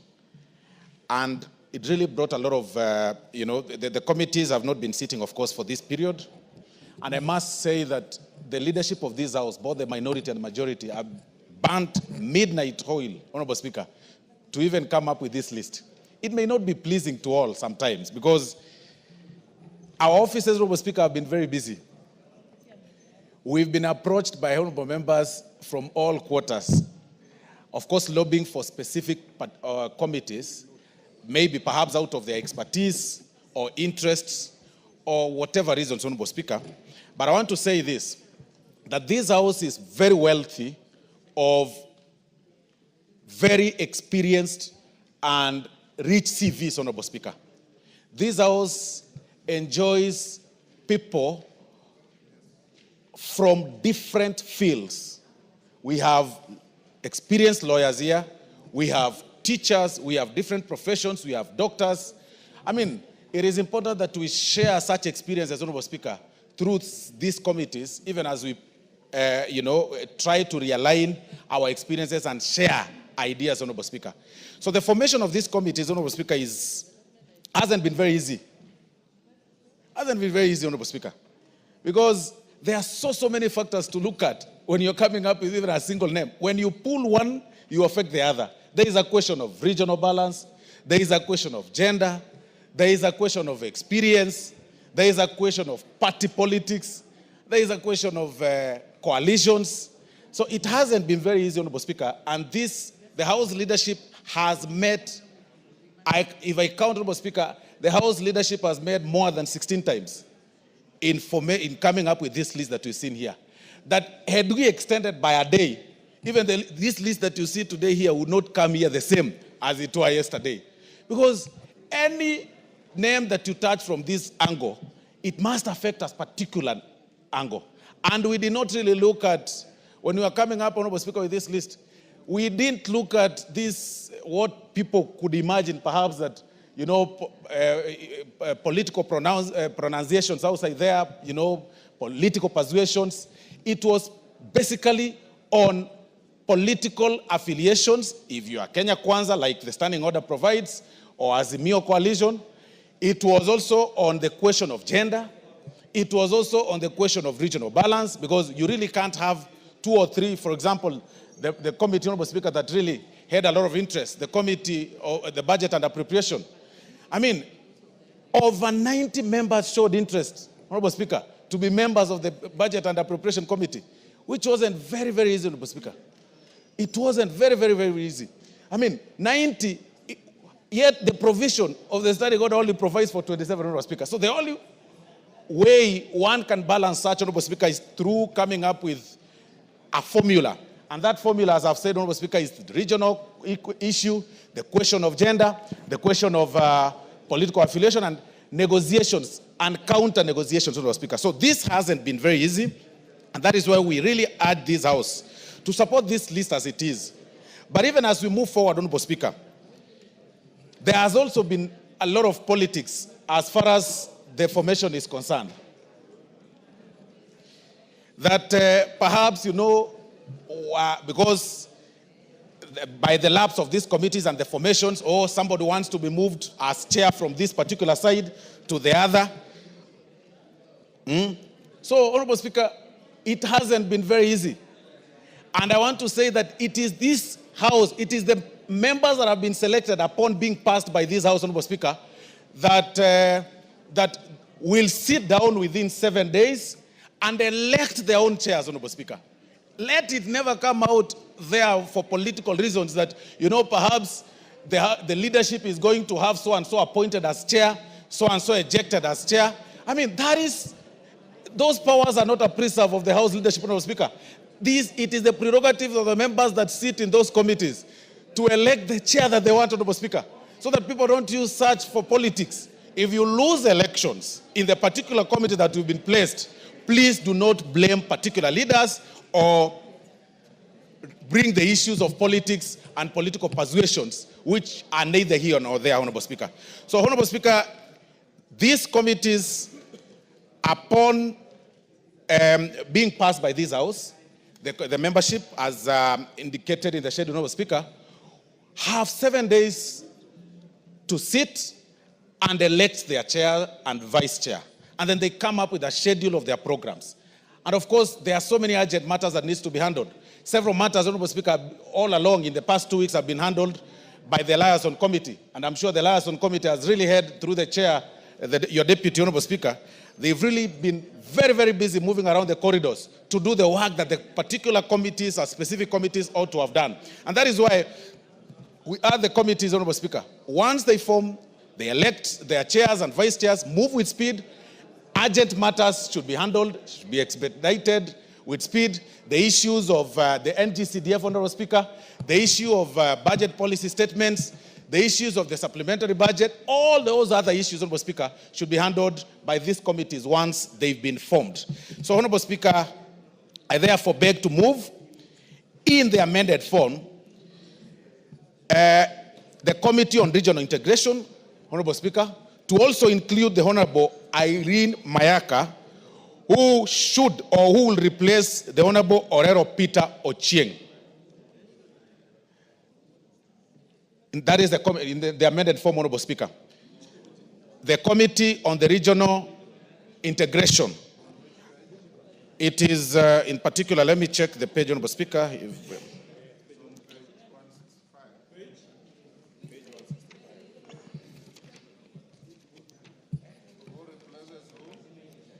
Let me just check, Honorable Speaker. Honorable Speaker, you know, as I've said, this hasn't been easy. When we were moving this earlier, 165.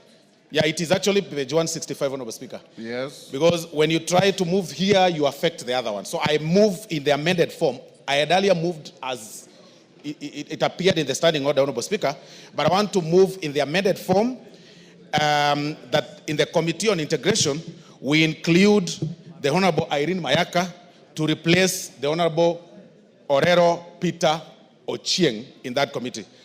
I move, Honorable Speaker, and I request the most gracious minority whip, the Honorable Millie Odhiambo, to second. There can't be anything out of order. The motion has not been seconded. Irene? Sorry, not Irene, Millie? Thank you, Mr. Speaker. Mr. Speaker, I ask to second this motion.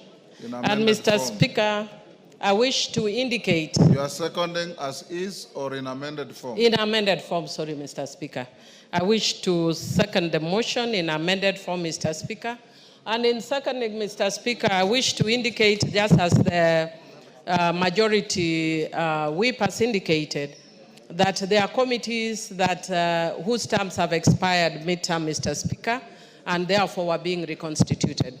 But, Mr. Speaker, there are also members that have shown different interests in different other committees, and there are also some vacancies that were rising either because a member has passed on or because a member lost the seat. And so, Mr. Speaker, we have done that as well.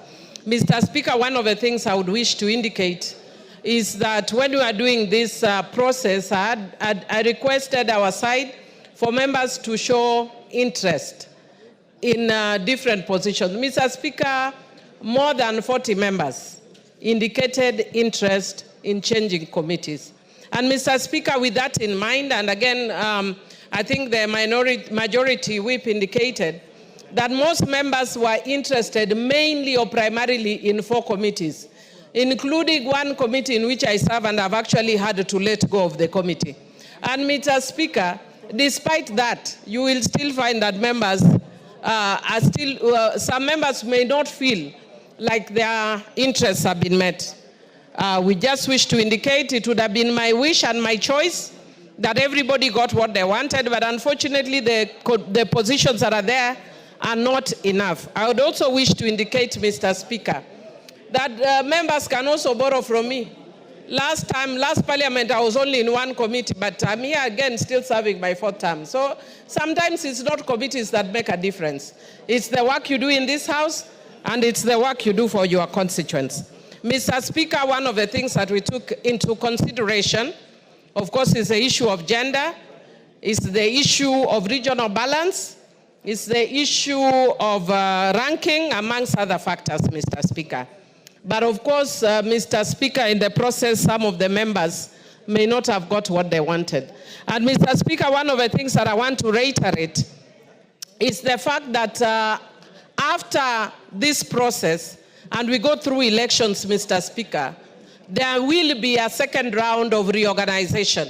So I want to encourage members that have not got the committees that they are interested in to hold on and wait for the second level of reorganization. Otherwise, Mr. Speaker, I do second and thank Honorable Osoro. Thank you, Mr. Speaker. Order members on their feet, take your seats. Take your seats.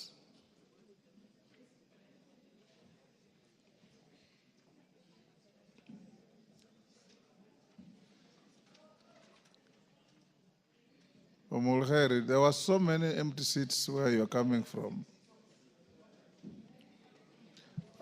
Honorable members, I now propose the question at order number 9, which is that pursuant to the provisions of the Standing Order 175 and further the resolution of the House on 27th October 2022, this House approves the appointment of members to the respective committees of the House as specified in the schedule to the supplementary order paper for 5th March 2025 afternoon sitting, subject to the amendment appearing at page 165 on the Committee on Regional Integration, where at number 16, Irene Mayaka, Honorable, replaces Honorable Orero Peter Ocheng, MP.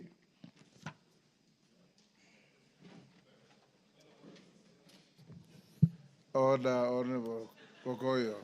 You know the procedure. You remain on your seat until you are given an opportunity. That's when you stand up. You can't be so presumptuous that whenever you want to speak, you will speak. What's your point of order? Thank you, Mr. Speaker. I rise on Standing Order 216. Mr. Speaker, Standing Order 216-2 provides that a member appointed to a departmental committee at the commencement of a parliament at any other time during the term of parliament shall, unless the House resolves otherwise, serve for the term of the parliament, subject to Standing Order 217. Mr. Speaker, Standing Order 176. Standing Order 176, Mr. Speaker, provides the criteria, Mr. Speaker, of the discharge of a member from a committee. Mr. Speaker, I have been a member of the Departmental Committee on Energy, Forestry, and Mining. Standing Order 176 provides that a party may discharge a member from a select committee after the member has been accorded an opportunity. Number 2, it provides that the party whip of the party that nominates a member to a select committee shall give notice in writing to the Speaker with the intention of discharging that member from that select committee. And number 3, most important, the Speaker shall, within 3 days of receipt of the notice, under paragraph 2, inform the member. Mr. Speaker, I am a member of the Departmental Committee on Energy, or on Environment. And Mr. Speaker, if I have been removed, the standing orders provide that 176 shall apply on Standing Order 216. It is even written there. Mr. Speaker, you cannot remove a member from a committee. I am not in the list on the Committee on Environment, Forestry and Mining, which I was nominated to at the beginning of this parliament. Mr. Speaker, even if Osoro, even if Ichungo does not want me in this committee, you must remove me procedurally. Give me a hearing, notify the Speaker to give me a notice. Mr. Speaker, it will not be in order to continue with whatever is happening here, because it is okay to remove me. It is within the procedure and rules. These standing orders, Mr. Speaker, you are one of the creators of these standing orders. I have used them for the last 12 years. I was a whip of our county assembly, so I know how to use standing orders. You cannot remove me without, I need letters written to me. Accord me a hearing. After according me a hearing, now give notice to the Speaker. The Speaker will tell me within 3 days, you cannot remove me in the morning. I have been a member of this committee and I cannot remove in the manner in which you want to remove me. However powerful you might be, Mr. Speaker, it is not correct. Whatever has been tabled before this House, Mr. Speaker, is kangaroo, it is null and void, it cannot operate because they are standing orders and the procedure and rules of this House, the traditions. When Mheshimiwa Kimani Ichung'wah, when several honorable members were de-whipped from committees, the Honorable Wangwe, who is the immediate former whip, wrote letters to specific members. And apart from that, the communications were done directly to the Speaker. So, Mr. Speaker, I cannot be removed from and the Speaker cannot oversee my removal from a committee, a departmental committee, without me being discharged by my political party. And Mr. Speaker, because you are the Solomon of this House, kindly do not proceed with this motion in the state that it is, and it will be a procedural wrong. This is the making of Kimani Ichung'wah, which cannot work in this assembly. Thank you very much. Yes, Majority Leader. Honorable Speaker, the member for Kajiado North is my very good friend. And he served as a member of the County Assembly of Kajiado. And he has clearly read out to us the standing order. I will choose to ignore the invocation of the name Kimani Ichung'wah, which is now a spot for those who have nothing else to speak about. They can only speak about Kimani Ichung'wah, and I know why he's trying to invoke the standing orders. The standing orders, Honorable Speaker, make it clear, unless otherwise resolved by the House. Therefore, I would implore on the member for Kajiado North, other than carelessly invoking the name of Kimani Ichung'wah, who is not the majority whip, because the majority whip is called Honorable Silvanus Osoro. Other than doing that, he should be spending his time now convincing the House to resolve otherwise. Otherwise, Honorable Speaker, invoking the name of Kimani Ichung'wah to look popular out there, my friend, go and do those things in the County Assembly of Kajiado, not in the National Assembly. Spend your time in the National Assembly discussing matters of greater importance to the people of Kajiado North, who are suffering without roads, whose children cannot even go to school because their member of parliament is busy following people in some other village somewhere. Why don't you follow members of your constituency in their own constituency addressing their issues?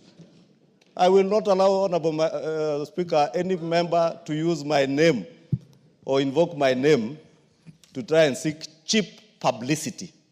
Our standing orders are very clear, and our Bongogoyo should know that. Deal with matters to do with your constituents. And there is also some levels of insatiable greed that we cannot be able to satisfy as a House. And therefore, Honorable Speaker, the issue raised is simple. Let the Honorable Ngogoyo convince members of this House to resolve otherwise. Otherwise, the standing order, as he read, is very well, is in very simple language that even a member of a county assembly can be able to interpret. Osoro. Osoro. Honorable Speaker, thank you very much. Honorable Speaker, when I moved this particular motion, I did indicate that coming up with a list of committees in any particular committee, Honorable Speaker, is not very easy. The movement of one to the other affects another. And it is by... Address the issue he has raised. It's very simple. That is where I'm heading to, Honorable Speaker. I'm making my case. Yes.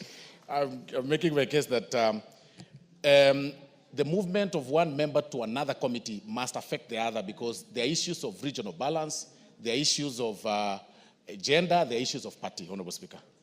I am actually not aware, and I'm now checking, that the particular committee that he intended to be included, or rather he has been serving, Honorable Speaker, his name is missing. Then it must be placed somewhere for that reason, Honorable Speaker. Take your seat.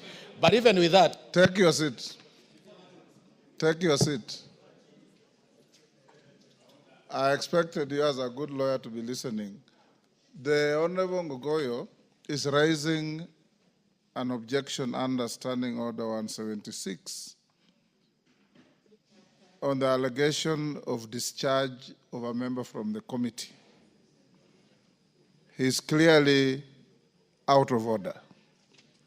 What is before the House is a reconstitution of committees, is not discharge of members from any committee. If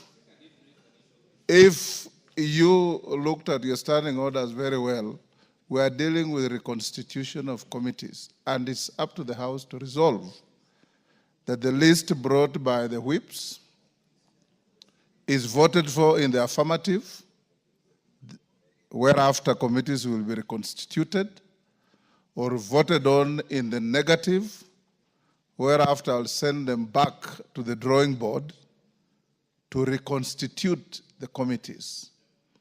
When a member is singularly or with another discharged from a committee, that will then come in a separate form, and I'll address it when it does come. So you're out of order. Order, Ngogoyo. Yes, Kiamba, is that Kiamba? Thank you, Honorable Speaker, and I have a point to express in relation to the committees. Last time, some of us never got departmental committees. We went to the chairs concerned, we explained, and even up to now, we have not gotten departmental committee. I find this very marginalizing and not even having an altar of accountability. When you take some members as second-class members of parliament, even when we've made official requests and you are maintained, you don't have a substantial departmental committee for 2 consecutive times. I mean, is that with the fairness, what people sat down and really, and even some people are more than 2 departmental committees. I think, Honorable Speaker, I'm not here by accident. I'm here by design, and I'm here representing people who need to hear my voice in areas which matters. So I think that needs to be considered. Thank you, Honorable Speaker. Thank you. Yes, Ondo. Chair, I have keenly listened. Address the Speaker. Yes, Speaker, Yes. I've keenly listened to the sentiment raised by members. I've also keenly listened to presentation by the majority whip. And the Honorable Chair was in the issue Honorable of... Speaker. Sorry, Speaker. Honorable Speaker, Yes. I just hope and pray that the statement made by the majority whip on the issue of appointment of chairs and vice chairs is a true statement not meant for the public gallery. Honorable Speaker, members of parliament are here by design, having been elected by their people. When they go to those committees, we do hope and pray, Honorable Speaker, that in your wisdom and in your good guidance to this House, do not allow, do not attempt, or do not permit, where issues are raised, allow the members to exercise democratic right, elect their leadership without interference from other quarters. I don't want to believe and trust it has gone unanswered, would have no other interference from any other quarter. Oundo. Thank you, Honorable Speaker. Honorable Undo, the Speaker has no role in the election of chairs of committees. The dynamics I've been in this space for quite some time. And when you go to committees, you have your vote. You're also subject to your whipping. You are subject to the dynamics of your coalitions, the dynamics in your parties. And I want to encourage you to leave the Speaker out of this. because this is about the various coalitions and parties in the House. Even the point raised by the distinguished member for Kiamba, you are for Kilome or Mboni? Makueni. In the House Business Committee sits your team leader from Wiper Party, who is also the deputy leader of the minority party in the Azimio coalition. And he's satisfied with the composition of the committees. So take the argument that you have proposed back to them and let them listen to you. As it is now, this list was approved by House Business Committee, in which sits all your leadership, majority leader and his whip, minority leader and his whip, and your team leader within the enclave of Wiper. They have passed this in the House Business Committee. Now that the matter has come to the floor, you have only two options: to resolve to approve the list, or to resolve to reject the list. If you do, then your leaders will go back to the drawing board and readjust and refresh and reflect on why the motion has been negatived. But as it is now, the Speaker cannot sit on appeal here. Just like the good point raised by Honorable Ngogoyo, he's raised a good point in a wrong forum. That issue, Honorable Ngogoyo, is if you have been discharged wrongly from a committee, and what is before the House is not a discharge, it's a reconstitution of committees, then I'll listen to you and look at the provisions of Standing Order 176 and give you the due process that you deserve. But as it is now, it is neither here nor there. Yes, Makali Mulu. Yeah, thank you so much, Honorable Speaker.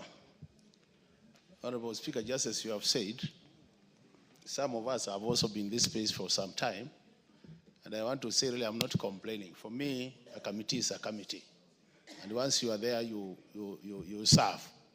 But I think there are some facts, we must put them on record, so that as we go to the future, they will inform this House. Honorable Speaker, when the whip was moving this motion, the only thing he didn't mention was that there was a consideration because you have a broad-based government now. That was also considered, Honorable Speaker. Why am I saying it was considered? Honorable Speaker, I've been a member of public debt. I've been the first chair of that committee for the last 2.5 years. And us as Wiper, we did agree that our members should remain in their respective committees without any movement. And I'm sure my party leader, my leader in the House, Honorable Mbui, that must have been the position. But as you can see, Honorable Speaker, I've been moved to another committee, and I have no complaints. I will serve there faithfully, I can tell you, Honorable Speaker. But I want leaders here to learn. The majority leader of this House in the 12th Parliament was my chairman in the Budget and Appropriation Committee. And because of these political considerations, he was moved to other committees. And I thought this year, you take this opportunity and make sure that members are not punished for relating the different individuals, Honorable Speaker. So, even though we don't want to say it, the truth of the matter, Honorable Speaker, is if we want this House to move to the next level in terms of democracy, we must allow members of this House to be in committees as they request. It is very unfortunate you find our members to departmental committees, Honorable Speaker. Some of us are in two select committees. And I thought if they were to remove me from public debt, they should have given me a departmental committee so that I also have a chance to serve in a departmental committee.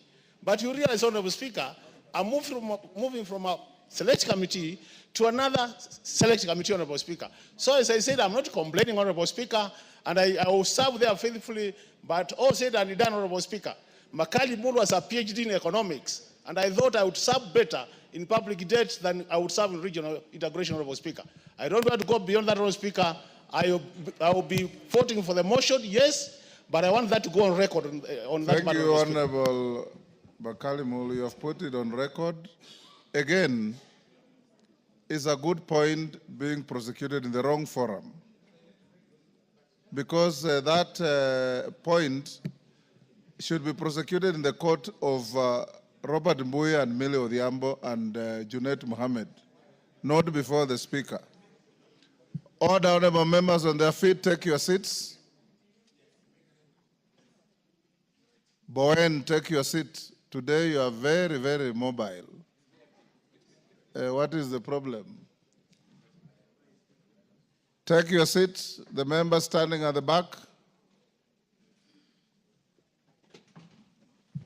Honorable members, since all I've been hearing are lamentations are not contributions to the motion, allow me to put the question at order number 9, which is that pursuant to the provisions of Standing Order 175, and further to the resolution of the House on 27 October 2022, this House approves the appointment of members to the respective committees of the House as specified in the schedule to the supplementary order paper for 5th March 2025 afternoon sitting, subject to the amendment at page 165, where the Honorable Orero Peter Ocheng MP, appearing at number 16, is replaced by the Honorable Irene Mayaka. As members of that opinion say aye. Aye. Will those of the contrary opinion say nay? Nay. The ayes have it. Honorable members, having passed that, you are obligated in the committees that have been reconstituted to elect leadership, chair and vice chairs, within 7 days. So this must be done on or before Wednesday next week.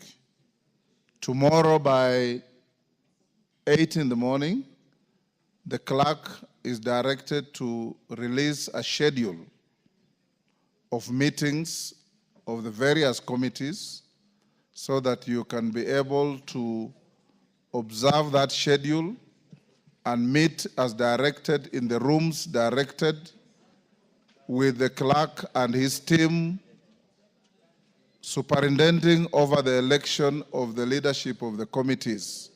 So be on the lookout for the communication to that, the select committees. Secondly, Honorable Millie Odhiambo was sufficiently clear in her contribution that where there are gaps, order members, that where there are gaps or there are issues to be addressed like the one of Ngogoyo, Makali Mula and so on, it is work in progress. You can go back to your caucuses, to your leadership. You will be listened to. If they find merit in what you raise, then they will be able to discharge one member for another, as in the case of Ngogoyo, or do whatever replacements which they can bring to the notice of the Speaker, and as and when they come, we'll give them due process. So take this as work in progress because these are dynamic processes. From time to time, we lose members to death, to court processes, and so on. And others have to come and replace them in those positions. So it's directed so. By tomorrow morning, the clerk's schedule will be out and start organizing yourselves to elect your leadership. Finally, the chair of every committee or vice chair is elected in accordance with the dynamics that you all know. So go on and elect and give us leadership that will help this House. And those who will be elected chairs of committees and vice chairs, I beseech you, be the first to create quorum in the House at all times. To whom more is given, much more is expected. Those who are given that privilege to lead committees, be the first to arrive in the House be the last to leave the House.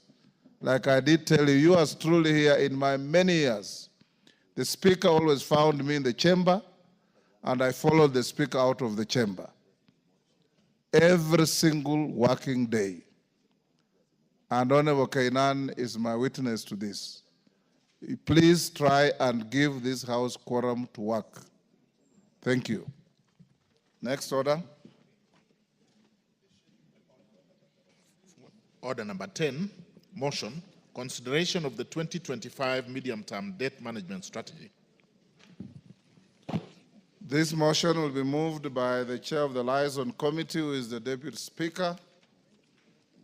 And we want to thank you for improvising our operations in the absence of the committee, Yes, thank you. for chairing the liaison committee and giving the House progress on our work. Go ahead. Thank you, Honorable Speaker. Honorable Speaker, I beg to move that this House adopts the report of the Liaison Committee on its consideration of the 2025 medium-term debt management strategy, laid on the table of this House on Wednesday, 5th March 2025, and pursuant to the provisions of Section 15 of the Public Finance Management Act 2012 and Standing Order 232A 7 and 8. And A, approves the 2025 medium-term debt management strategy and makes the policy and financial resolutions contained in this report. Honorable Speaker, let me begin by first thanking the members of the Liaison Committee who processed this medium-term debt management strategy. I must applaud the membership because this was the first time that the members considered the medium-term debt management strategy. In fact, Honorable Speaker, they sat until midnight last night to be able to complete the work together with the Cabinet Secretary of the National Treasury, together with his Principal Secretary and their team. And we also appreciate them. Honorable Speaker, the medium-term debt management strategy is a government policy to document, document that guides the debt management for the next financial year, and over the medium term, the medium-term debt management framework assesses the cost and risk elements in the existing portfolio and develops a strategy to minimize those costs and risks in line with the set management objectives. Honorable Speaker, the medium-term debt management strategy has been prepared at a time when the country's public debt has reached 11.2 trillion by January of 2025, which is equivalent to and is 65.7% of GDP. This debt comprises of Kenya shillings 5.93 trillion as domestic debt and Kenya shillings 5.09 trillion as external debt. Honorable Speaker, despite the high level of the debt, which stands at the present value of overall public and publicly guaranteed debt at 63% of GDP. As per the latest debt sustainability analysis, this ratio is projected to decline to anchor the debt at 55% of GDP present value terms by 2028. And this, we got assurance from the Cabinet Secretary of the National Treasury that they are going to support and work hard to consolidate the government fiscal policies to ensure that they achieve this target. Honorable Speaker, the 2025 debt management strategy aims to optimize access to external concessional borrowing and to undertake liability management to minimize the costs and the risks of our debt portfolio. Order, honorable members. Honorable Speaker. Hold, Deputy Speaker. Honorable members conducting various illegal kamkunjis. Madenge and your group, is that Honorable Madenge? Karemba? You are holding an illegal kamkunji in the chamber. Honorable members, this is a very important motion being moved. I would be expecting dead silence. Go on, Deputy Speaker. Thank you, Honorable Speaker. Honorable Speaker, the 2025 debt management strategy aims to optimize access to external concessional borrowing and undertake liability management to minimize the costs and risks in Kenya's debt portfolio. Honorable Speaker, the reason why external borrowing is relatively cheaper than domestic debt is due to the large share of concessional loans from multilateral lenders such as World Bank and our development partners. Indeed, 54% of the total external debt portfolio is concessional, and that significantly contributes to the sustainability of Kenya's debt.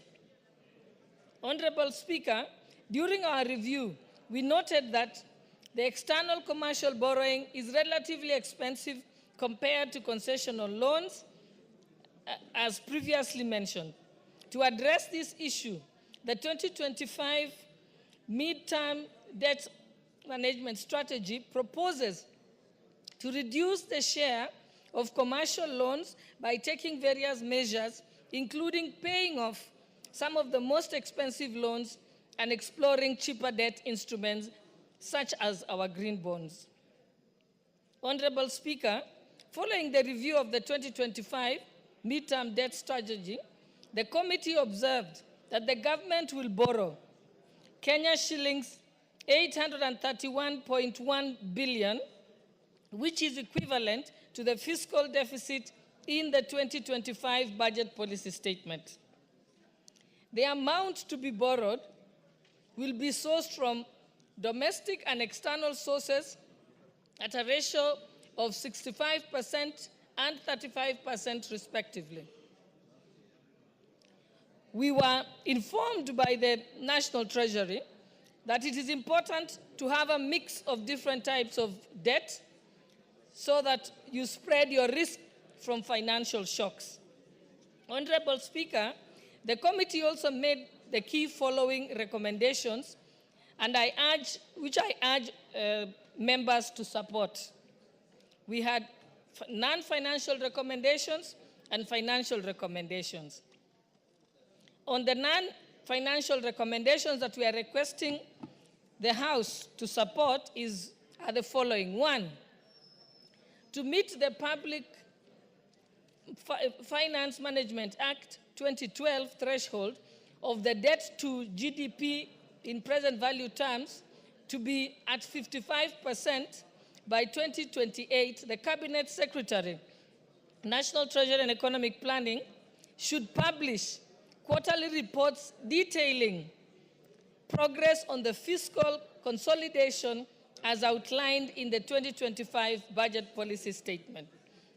So, honorable members, what we were assured here is currently the National Treasury is operating at 63%, which is above the requirement of the Public Finance Management Act. But they have undertaken that they will reduce it to the requirement of the PFM Act to 55% by the year 2028. And they seek the support of this House as they take the steps to ensure that that happens. Two, the Cabinet Secretary of the National Treasury and Economic Planning, the Governor of Central Bank, the Controller of Budget should fully automate the withdrawal of debt service payments from the Consolidated Fund by the 31st of May 2025 and submit that report to this House, the National Assembly, within 15 days. Three, that to strengthen the financial controls and ensure accurate and timely public debt statistics and enhance decision-making for greater transparency and accountability, the National Treasury should integrate the public debt management system with the Integrated Financial Management System, also referred to as IFMIS, by the 31st of May 2025, and again submit this report to the National Assembly within 15 days of implementation. 4, that to mitigate the growing risk of domestic debt and interest payments, and to reduce the tendency of the government borrowing funds held by public entities, the National Treasury should deploy a Treasury single account, also referred to as TSA, for all ministerial departments, parastatals, with public funds by the 1st of July 2025. This will be revolutionary in our financial management, governance, and transparency and accountability, also in our public debt management. And this is the first time this is happening. Of course, we were informed that many MDAs and parastatals do not want this system because of its great transparency and accountability. 5, we also recommended that to improve the transparency and accountability in anticipated increase in domestic borrowing, the Cabinet Secretary of the National Treasury and Economic Planning should do the following within 60 days. 1, form a working committee to establish the criteria for assessing the effectiveness of utilization of borrowed funds by ministries, departments, and agencies. And 2, to establish a register of government securities pursuant to Section 55 of the Public Finance Management Act. And 3, to create a record in the debt register of the details on the utilization of the borrowed funds, including the set of projects funded from the proceeds of infrastructure bonds. The other recommendation, 6, is that the Cabinet Secretary of the National Treasury and Economic Planning should establish an interagency committee, including representatives from the Central Bank and the Controller of Budget, to review the public debt procurement process, debt utilization, and submit a report to the National Assembly by the 31st of May 2025. And the 7th recommendation is that the Cabinet Secretary, National Treasury and Economic Planning, should establish an interagency committee, including representatives from the Central Bank and the Controller of Budget, to review our debts and report quarterly to the National Assembly. And 8, which is the last of our non-financial recommendations, is that the Cabinet Secretary of the National Treasury and Economic Planning shall report and seek approval from the National Assembly on any variation to the approved borrowing mix in 2025 medium-term debt management strategy, which is what we have submitted now. The financial recommendations are as follows, which we are also seeking that this House supports the recommendations by the committee. That the fiscal target for the medium term is approved and set at 4.3% of GDP for the financial year 2025-2026, and 3.5% of GDP for the financial year 2026-2027, and 3.2% of GDP for the financial year 2027-2028, in line with the fiscal consolidation path.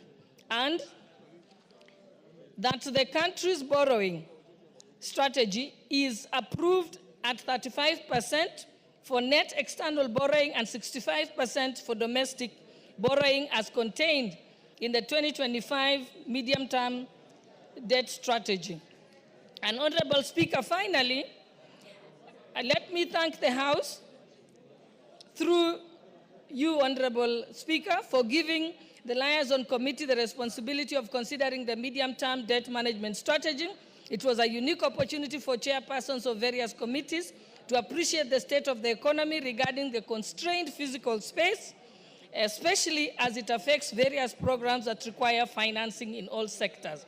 And like I said earlier, Honorable Speaker, the Liaison Committee were very diligent and worked up to midnight last night and up to 10 p.m. the night before. And as Honorable Speaker, I thank you and I beg to move and request Honorable Martha Wangare, MP for Gilgil and Vice Chairperson to second. The Honorable Martha Wangare. Thank you. Thank you, Mr. Speaker. Mr. Speaker, allow me to second this motion and this this medium-term debt management strategy, Mr. Speaker. And I also want to join my chair in appreciating the members of the Liaison Committee. Mr. Speaker, you realize this was not a usual kind of thing. Many of these chairs actually appear before the Budget and Appropriation Committee, but for the first time, they were able... Order, members, order. The Honorable Murugara, the Honorable Tindi Mwale, the Honorable Indikiri, the Honorable Maklap. Could you all take your seats? Could we consult in low tone so that we could hear the Honorable Member contributing? Mr. Speaker, thank you for the protection. I was saying, Mr. Speaker, for the first time, the chairs of departmental committees were able to interact directly with the MTDS, and more importantly, engage stakeholders on it. And Mr. Speaker, what that gave us is a unique opportunity to have a dashboard experience in terms of looking at not only your committee, but also the general overview in the country, Mr. Speaker. Mr. Speaker, we have also taken time to learn a lot of terms that we didn't know. I personally have realized, I used to think ATM is just automated teller machine. I've realized it has another new meaning, that it is the average time for maturity for debt, Mr. Speaker.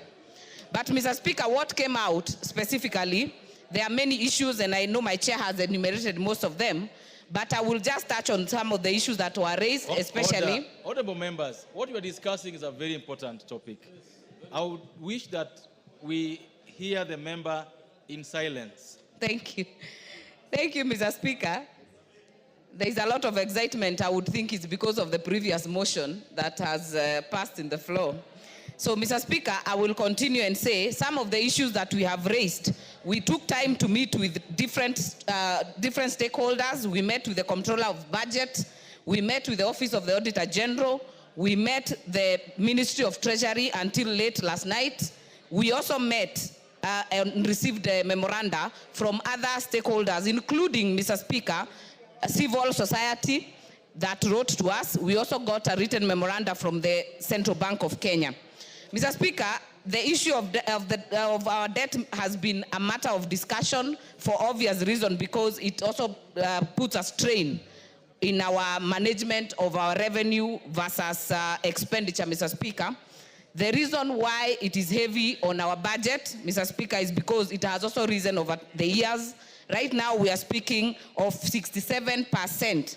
We are speaking of actually 67.5 to the GDP, Mr. Speaker, against a recommendation and something that is actually put in law under PFM Act of 55% plus 5%, but with a date of 2028, Mr. Speaker. So one of the issues that we raised to the Treasury was to ask, what is your timeline in terms of ensuring that our debt is manageable and has come down to the recommended percentage? Mr. Speaker, the CS Treasury was very clear that it has actually been on a declining, and we are now at 65.7, but very soon, and he actually gave by 2028, we should be looking not at 55, but at 53%, Mr. Speaker. Mr. Speaker, the issue of fiscal deficit, that is the difference between government revenue and spending in any fiscal year, has been approved this year as at 4.3% of GDP, and it is estimated to be at 3.5% of GDP 2026-2027, and eventually at 3.2% in 2027-2028. Mr. Speaker, the issue of balance of this debt in terms of internal and external borrowing was another matter that was very critical. It has been actually proven that we are actually relying more on domestic borrowing than external borrowing, Mr. Speaker. And I know the external borrowing has been termed to be higher and more expensive. That is why you'll see the rates will be different, Mr. Speaker, because during our review, we were able to realize that the average interest charged on domestic debt is actually 13.2% relative to the interest rate on external debt, which is 3.7%. That's becoming substantially more expensive. But, Mr. Speaker, the reason why external borrowing is relatively cheaper than domestic is also due to the large share of concessional loans from multilateral lenders, Mr. Speaker, such as the World Bank and our development partners. Indeed, Mr. Speaker, 54% of the total external debt portfolio is concessional, and that significantly contributes to the sustainability of the Kenya's debt. The other issues that members raise, Mr. Speaker, is the issue of the right application of debt, Mr. Speaker. What does that mean? What it means, Mr. Speaker, is that there is no single country I have had in the world that does not have debt. But the issue of where does this debt go is what Kenyans and many of our voters are actually keen about. They want to be sure, if you are borrowing to build roads, which roads are these? If you are borrowing to do dams, which dams are these?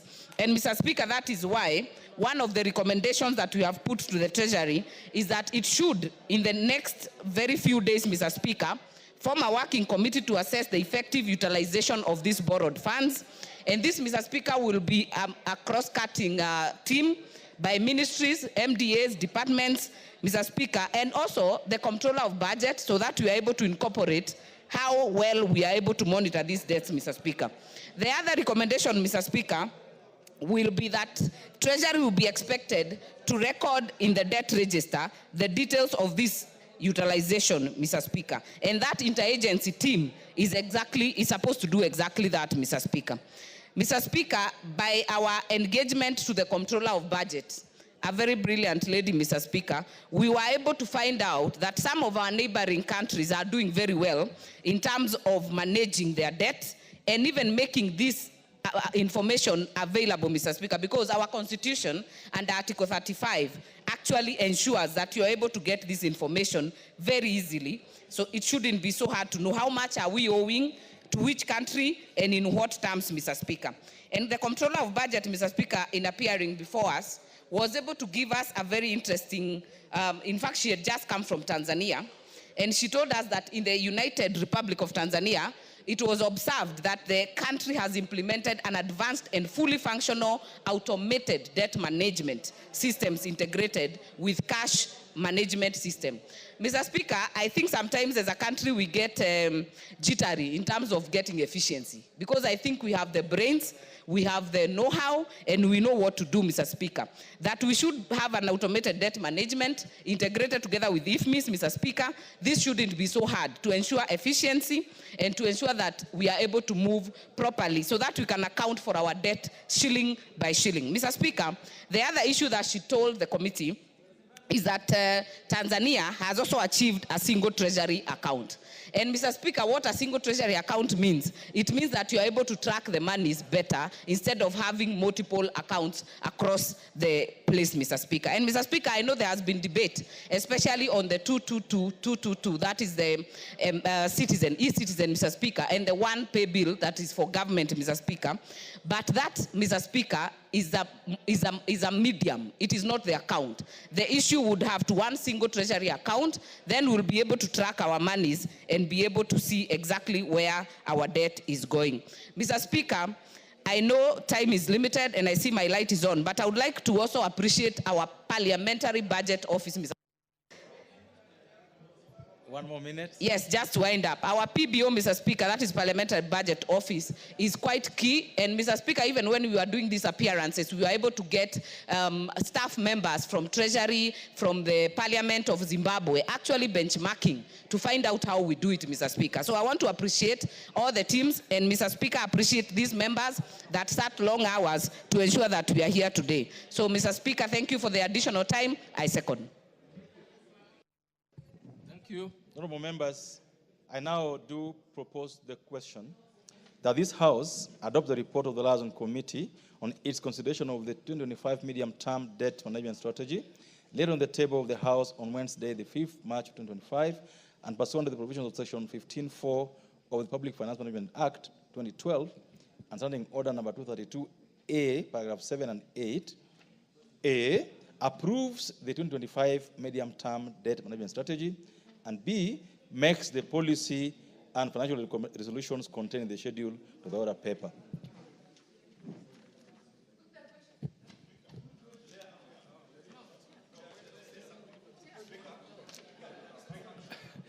No, you don't catch up there of the speaker by doing that. You know that very well. You catch up the speaker by logging in, and I will follow the table that is here. The first person on this table is the Honorable George Gitonga Murugara. Are you on this? Murugara, are you on this?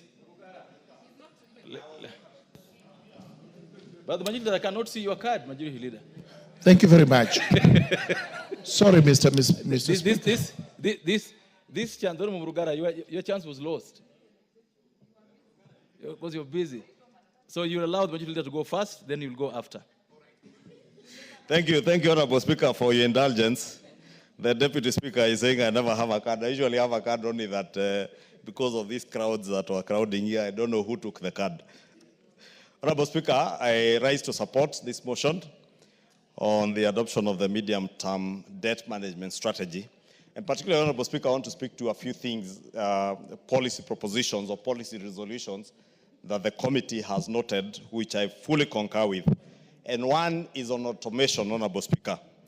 And if you look at some of the policy resolutions, they say that the Cabinet Secretary from the National Treasury, the Governor Central Bank, and the Controller of Budget should fully automate the withdrawal of debt service payments from the Consolidated Fund by the 31st of May this year and submit a report to the National Assembly. Honorable Speaker, I want to support that because part of the problems why we cannot get accurate data on our debt indebtedness as a country is because we have not fully automated our debt management processes. Therefore, if you look at that together with the other proposal there, that in order to strengthen financial controls, we ensure accurate and timely debt management statistics and enhance decision-making for greater transparency and accountability. And again, they're asking that the National Treasury must or should integrate the public debt management system with the IFMI system, or the Integrated Financial Management System, again by 31st of May this year, and submit a report to the National Assembly within 15 days after the integration of the two systems. Honorable Speaker, it's become customary for this House to pass policy resolutions for enactment or for implementation by the National Treasury, and most of which they tend to ignore. And I want to tell them, Honorable Speaker, from these policy resolutions, there is reason and need to automate all our systems. And the integration of the IFMI system and the debt management system is critical in ensuring that we have accurate, timely data on our total indebtedness as a country. And at the same time, Honorable Speaker, in that the automation of the debt payment systems from the Consolidated Fund Services, so that at any one particular time at the touch of a button, any officer in Treasury, at the request of the National Assembly or indeed any other oversight authority, can be able to tell how much has been paid out of our consolidated fund towards debt settlement, how much do we expect to pay in terms of the interest that we are servicing for debt, Honorable Speaker, and all these things will be possible with automation. Honorable Speaker, the third thing that I want to speak to is a question of the single treasury account. And again, I note, Honorable Speaker, the committee has proposed that in order to mitigate the growing risk of domestic debt interest payments and to reduce the tendency of the government borrowing funds held by public entities, the National Treasury should deploy the single treasury account for all MDAs, parastatals, and public funds by 1st of July 2025. Honorable Speaker, allow me to speak to this in relation also to a directive that His Excellency the President gave during the State of the Nation address last year. Because previously, I think former President... Honorable Kangogo, I will not tire reminding you, I came to this house on 28th March 2013. You and the person speaking now. You can't be between him and the speaker when he's contributing. You can't be. Thank you, Honorable Speaker.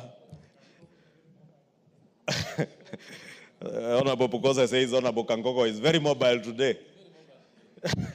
I do not know whether there are cows that have disappeared somewhere in Marakwet East. Honorable Speaker, I was saying, I think during the last parliament, the then President Uhuru Kenyatta, at one point also directed that the National Treasury does actualize the single treasury account, and this never happens. Now it has been done through a resolution of the House that National Treasury has no choice but to actualize the single treasury account. Honorable Speaker, His Excellency the President was saying during the State of the Nation address, directed that by the 30th of April this year, the question of public procurement must be sorted out through e-procurement and ensuring that e-procurement goes of the interruptions. Thank you, Honorable Speaker.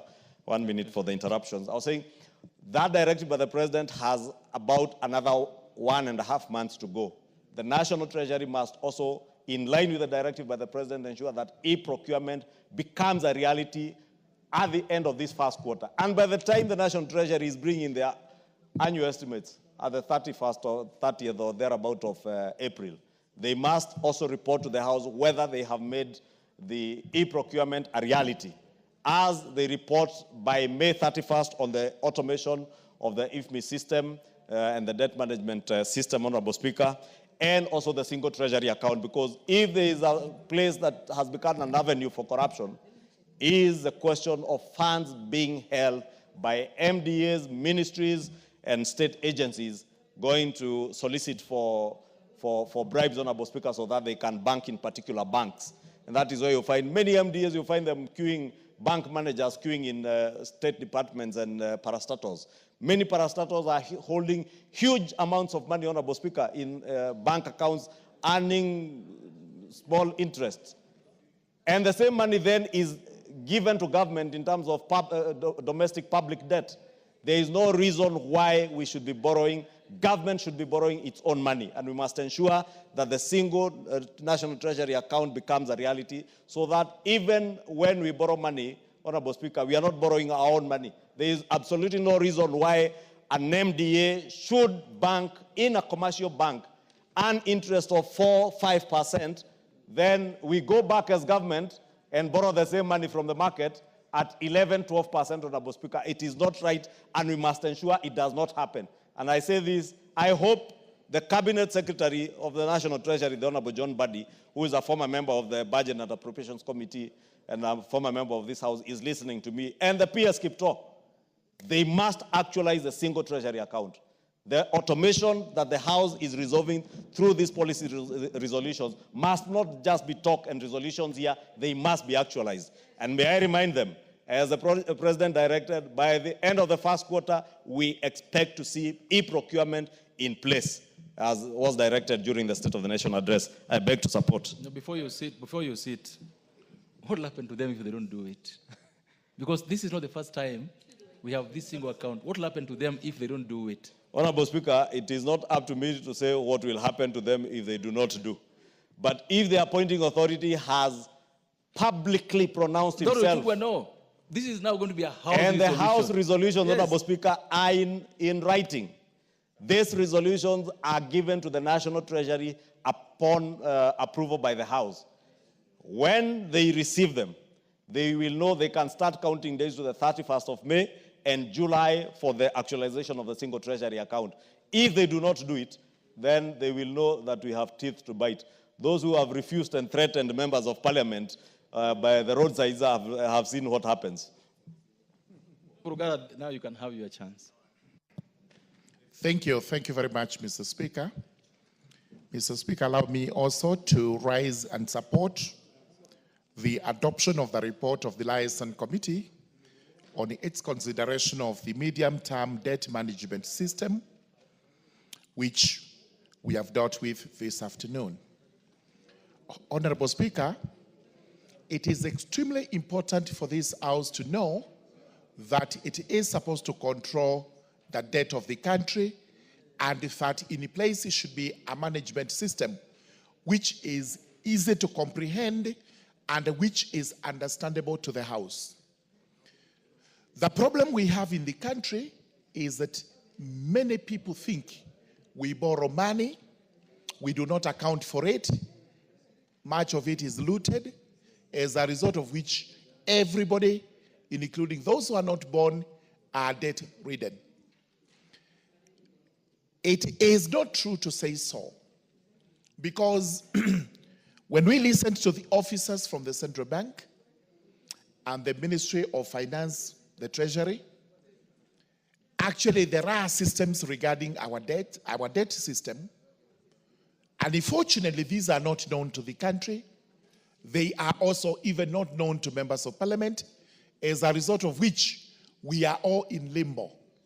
And therefore, as we start this constitutional mandate we have of maintaining the debt system of the country, it is important to implore the National Treasury to ensure that we actually have the necessary paperwork that is understandable and comprehensible as we deal with our debt system. Allow me kindly to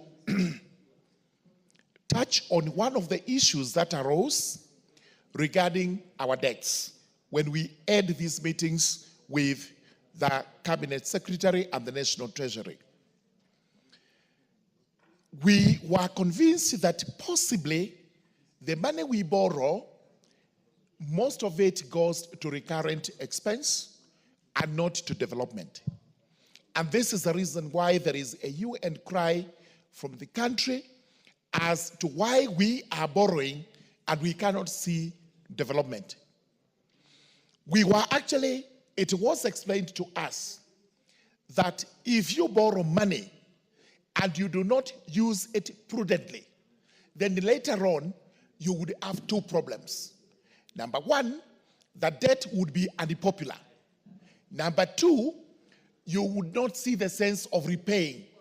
And this is the reason why some countries default on their debt obligations.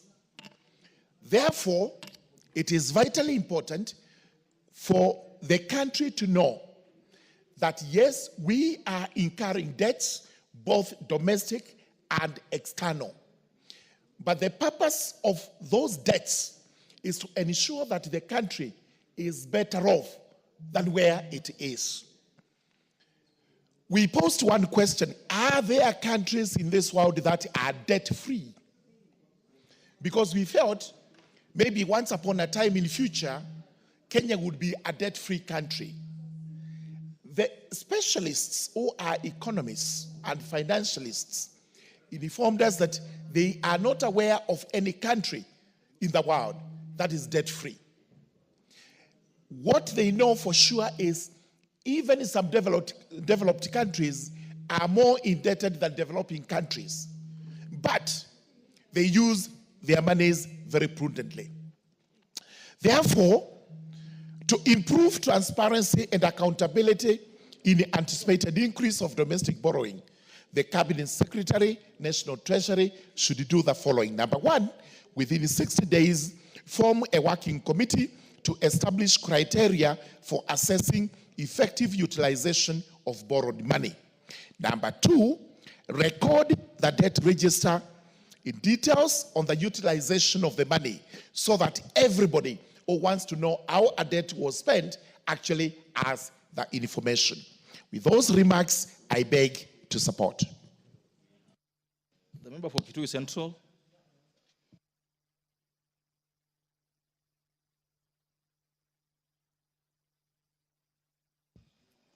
Yeah, thank you so much, Honorable Speaker.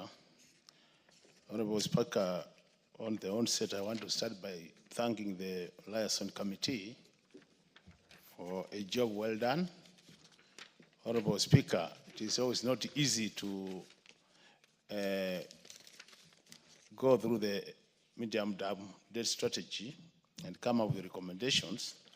So I've looked at the report, Honorable Speaker, and it really brings out very important issues in terms of managing our public debt.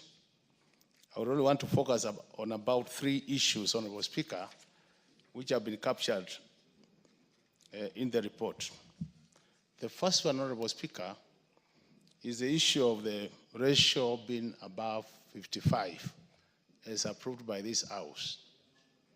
Honorable Speaker, the intention was that by 2028, the government, through fiscal consolidation, will be able to bring this ratio back to either 55 or below 55. But the way things are, Honorable Speaker, I can say without any fear of contradiction that if we don't change our attitude, the way we spend our money as a country, we'll never be below 55, Honorable Speaker. So, Honorable Speaker, this is a matter the National Treasury should take seriously, as recommended by this report, Honorable Speaker, that we need to work towards bringing this figure below 55, Honorable Speaker. The second matter, Honorable Speaker, is the ratios in terms of domestic debt and external debt, Honorable Speaker. Honorable Speaker, the proposed ratio now is that external debt, Honorable Speaker, 65%, external debt 35%, domestic 65, external 65%. That 5%, Honorable Speaker.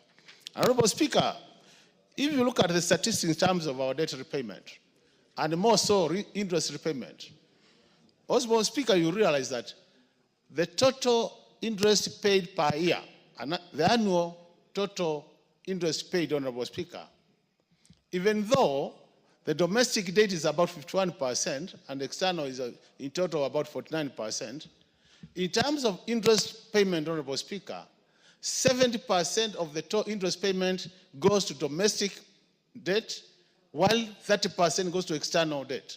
In simple terms, we are saying domestic debt is very expensive, Honorable Speaker. And if domestic debt is expensive, Honorable Speaker, the way forward to help this country would be to go slow on domestic debt and increase external debt. We know the challenges the country is facing accessing external debt, Honorable Speaker. But I think it is the responsibility of the Kenya Kwanza government, through Treasury, to make sure that they do what it takes to reduce domestic borrowing and borrow more from external, Honorable Speaker. In that case, we'll be helping the country. The third point, Honorable Speaker, is the issue of the single treasury account, Honorable Speaker. This has become a song in this republic. In this House, Honorable Speaker, if you remember, me and you, we have served in the Budget Committee for a long time. This is a matter we have been talking for over 10 years, the issue of the single treasury account. I always wonder, why can't we implement this recommendation that we make we make operational the issue of the single treasury account? I see a recommendation talks about by July 1st, 2025. How I wish, Honorable Speaker, this time, this House will enforce that recommendation so that come 1st July 2025, Honorable Speaker, we'll be talking about a single treasury account. There are so many benefits which accrue to that account, Honorable Speaker. And this country will benefit more and in a big way if we went that direction. The last one, Honorable Speaker, is the issue of digitization of our public debt.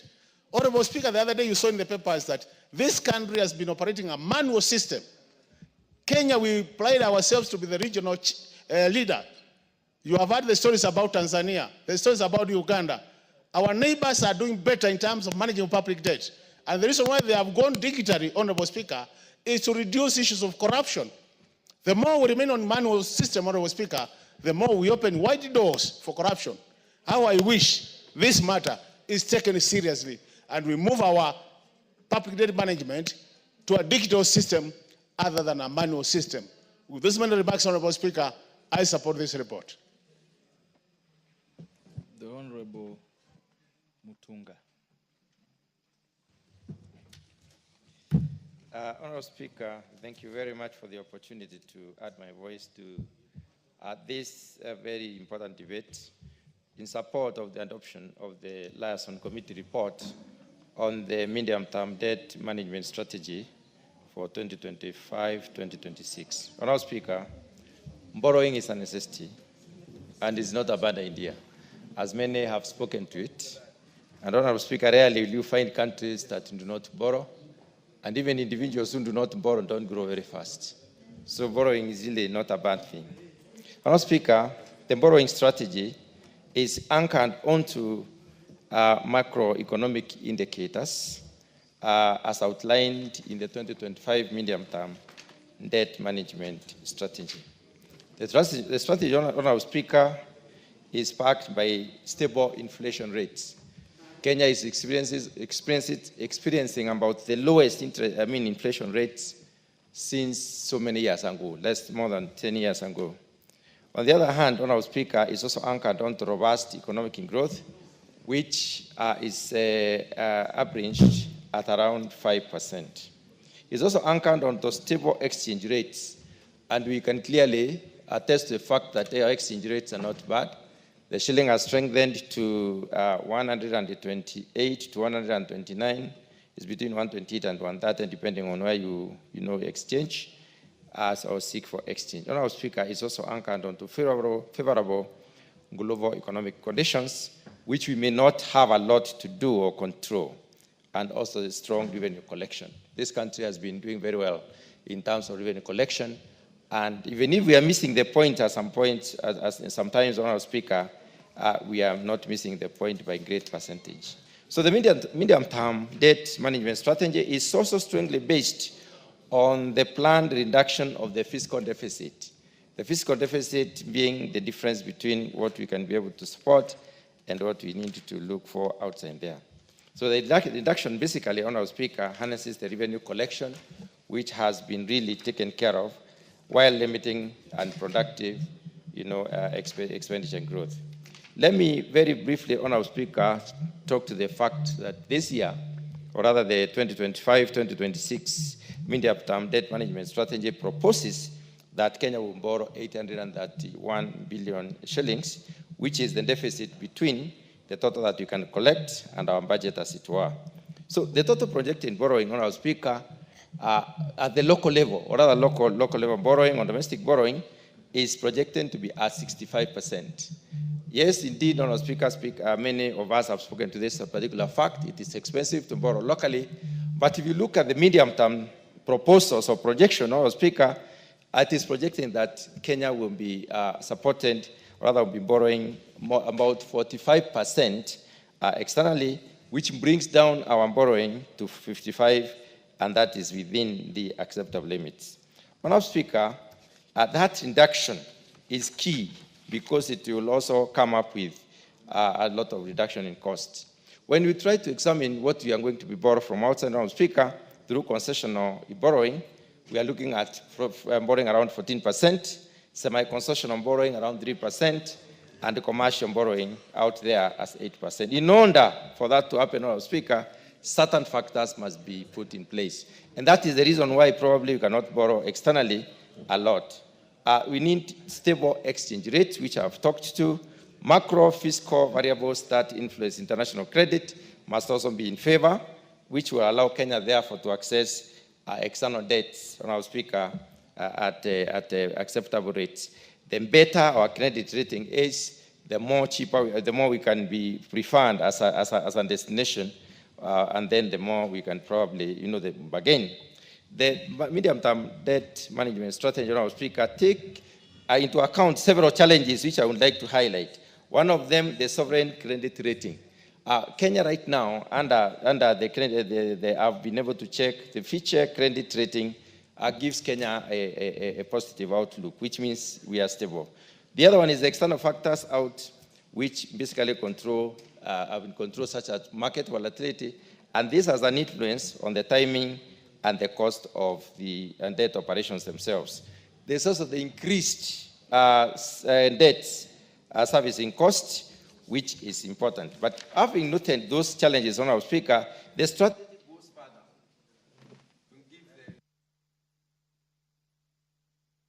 I'll give you 30 seconds. You don't have the whole... You can't highlight. You want to wind down.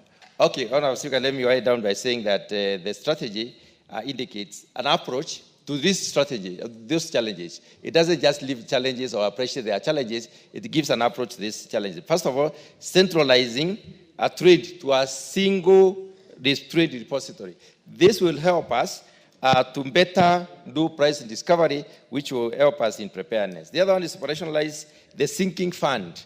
And this, again, is going to help us to reduce risk of borrowing.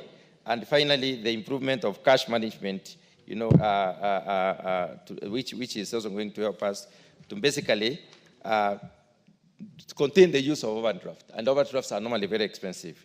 And also, with the other strategy is to sustain fiscal consolidation, which is something that has been happening in this country and is moving towards the reduction of the public debt accumulation. Honourable Speaker, with those very few remarks, I wish to support adoption of the report. Thank you very much. Thank you. Member for Marakwet East.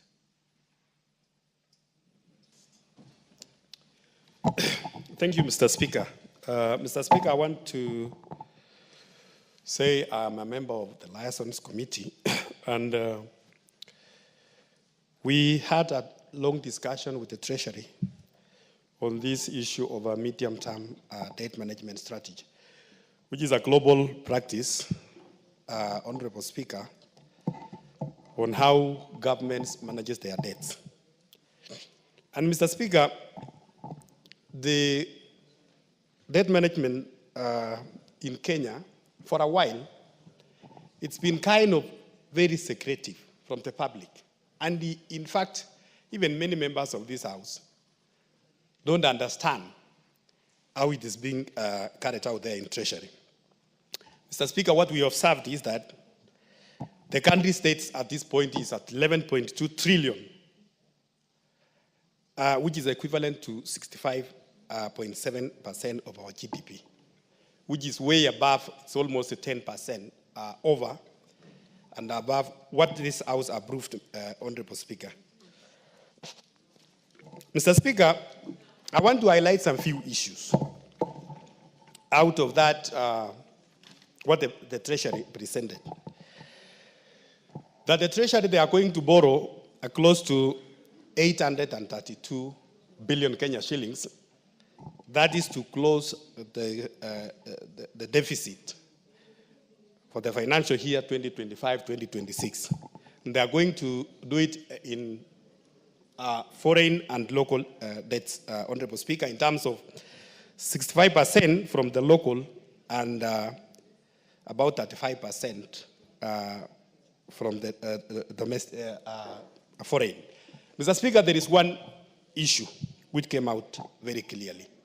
That one, as a country, compared to other jurisdictions like in Tanzania and even in Uganda, number one, as a country, we don't have a debt committee as a country. You will find that our debts is just managed by some few individuals in Treasury.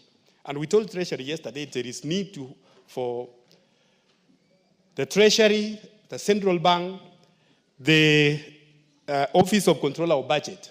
They must have a team, together with the Office of the Attorney General of Kenya. They must have a team which can manage our debts as a country. And number two, the Honorable Speaker, on the debt procurement. This is money we are borrowing. They must be subjected to a procurement process like any other procurement in the country. We have seen that we have a debt of 832, Honorable Speaker. Let Treasury go out and advertise through a public participation. They need to do a public participation and then procure in an open process. So that when we are saying that we are getting from our local banks, KCB, Equity, and this one, at what rate are we getting? Not that just some few individuals may be looking themselves in a room somewhere in Treasury and agree with some CEOs on how this borrowing is going to be done. Number two, the Honorable Speaker, We are saying that we need to digitize the whole debt management system. We have a very robust system, which is the IFMIS system, Honorable Speaker. The IFMIS system is running as a single government payment system, but it is not integrated with the government payroll system. It is not integrated with the government pensions system. It is not integrated with the procurement system. So we want to see, because this is the one single payment entry, we want to see that the government payroll system is integrated with IFMIS so that to do away with the cost workers. It is integrated with e-procurement for transparency and to stop corruption, and also integrated also with our registration system so that when one dies in employment, when it's automatically removed from IRS system, it automatically also removes from the payroll system. And by so doing, Mr. Speaker, we are going to improve on how we manage our debts as a country. I support. Thank you. Member for Seme. Thank you, Mr. Speaker, for giving this opportunity. Mr. Speaker, this is actually a very good development. Debt management strategy has not always been part of the budget process. And I think I've been in this parliament, and at the first term, actually we didn't even touch it. Second term, now we started mentioning. If now it has become a normal and regular part of the budget process, that is as it should be. And I really appreciate the work the Liaison Committee has done.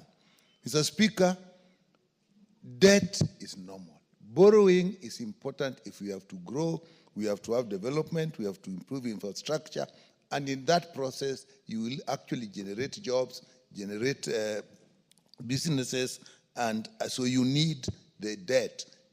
Even at personal level, you can never grow if you do not borrow. But as much as it is necessary, it also has got a risk that if you borrow without a clear way of using that, the money you have borrowed, you will definitely have a problem. It will derail the economy. Therefore, a debt management strategy is a must, which will help us to actually set up thresholds like the debt to GDP ratio.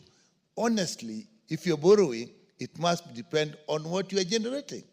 If you have a threshold that guides you on that, that is extremely important, and that's what this does. Mr. Speaker, if you have issues like fiscal deficit to GDP, when you are doing the budget, the gap between what we have and what we want must be related to what we can generate. So if those parameters are guiding us, and that is what the management strategy is, it is actually important. And if you have a threshold between external and domestic debt, we may think that the bigger problem is external debt, but domestic debt is a problem on its own. One, it crowds out borrowing for local businesses. Two, the interests are more expensive. So in the end, it hurts you. So if you have a clear criteria that we do not go beyond this ratio, I think for that, I think we should have this. And now I like the recommendations that actually have come out here, that the automated debt management system. I mean, if you have an automated system, Mr. Speaker, it will definitely reduce graft. It also reduces discretion, because without an automated system, people use their own discretion. People use their own whims. But if you have an automated system, it actually checks them. They have to go against it. And once that is done, somebody will pick it. So having automated system is extremely important. And then if you have this automated system of managing your debt, you have to link it with how you are using the money. So if you have an automated financial management system, like IFMIS that we have, you link it with all aspects of financial expenditure. You link it to the procurement. You link it to human resource. And now you even link it to debt. It is easier at that point to get things done properly. And Mr. Speaker, I like the recommendation of having Treasury single account. It is ridiculous that actually you are borrowing your own money because your other agencies are banking in the banking, and you go to that same bank and you borrow. So you are actually borrowing your money at a higher risk. And so that is something I really think is a good thing. And if we develop, we also establish criteria as recommended here of assessing effective utilization of the borrowed money. That is as it should be. So with that, Mr. Speaker, I support this and I recommend the committee for coming with this, and it's something which may be part and parcel of our budget process. Thank you. Thank you, Mr. Speaker, for allowing me to contribute to the report from the Committee of Liaison. Mr. Speaker, borrowing is not a problem, but the problem is you borrow money and you waste the money. Mr. Speaker, we need to cut wastages and we need to cut theft. Mr. Speaker, Gen Z's talked of austerity measures, Mr. Speaker, and even the president banned politicians from participating in Harambes, Mr. Speaker. And then I was shocked just to see the end of state donating 20 million in a church, Mr. Speaker.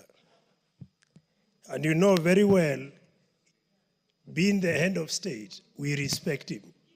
But it's important. No, because what's out of order?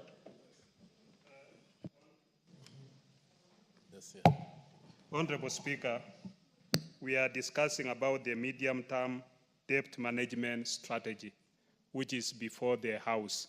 And I think the honorable member is digressing and is out of order to bring matters that are irrelevant. I don't know whether the country board, I don't know whether he understands what we are discussing, because what he is actually saying is completely not out of order. It's not relevant to the discussion that is before the House. Could the member be declared to be out of order, Honorable Speaker? The order. The Honorable Robert, your namesakes. Yes, So there is Robert Basil and one is Robert Pukose. The younger Robert, could you relate to us what you are saying with the debt strategy? You know, Mr. Speaker, I respect my namesake, Honorable Pukose. But what I want to remind him, we are talking of medium-term strategy, and we are talking of public debt management system. So if you talk of wastages, that is part of public debt management. It's within the public debt. No, what is saying, because the rules say that when a member contributes, they must be relevant. Yes. Asking how is Harambee contributions relevant to this medium debt strategy? That is the issue. Yeah, that is why I'm trying to explain to him, because when you see the end of, say, contributing, we are trying to see or to explain, could this money be coming from the public debt? Remember, we borrow money. No, wait a minute. You are out of order. On that, you're completely out of order. Please proceed and prosecute your point. Yes, what I was trying, the emphasis I was trying to put across, Mr. Speaker, and I think members need to listen to me carefully, because whatever we do is for generations to come, not for now. So when we talk of public debt management system, we need to use our money prudently, because why borrow money at the same time misuse the money? When I talk about budget, our budget is never itemized, for example, Mr. Speaker. And that is why accountability is required. When we talk of recommending public debt management system to be digitized, is to promote accountability and transparency on usage of money borrowed, that is public debt. Mr. Speaker, if you look at countries like Japan, the debt ratio to GDP stands at over 200%. The debt ratio to GDP of countries like the United States stand at 98%. Our debt ratio to GDP is at 68%. But the only challenge we have, the money that we borrow, we never use it prudently. And that is the point I'm trying to underscore to members and to the country at large. Mr. Speaker, as members just mentioned, if you look at IMF, they have put the threshold for borrowing money at 55%. that is a public debt for development or for developing countries at 50%. But ours now, Mr. Speaker, we are recommending over 55%. And I think we need to be careful, Mr. Speaker, otherwise we are going to burden Kenyans with the debt, which will be extremely unacceptable, considering now the cost of living is above the roof, Mr. Speaker.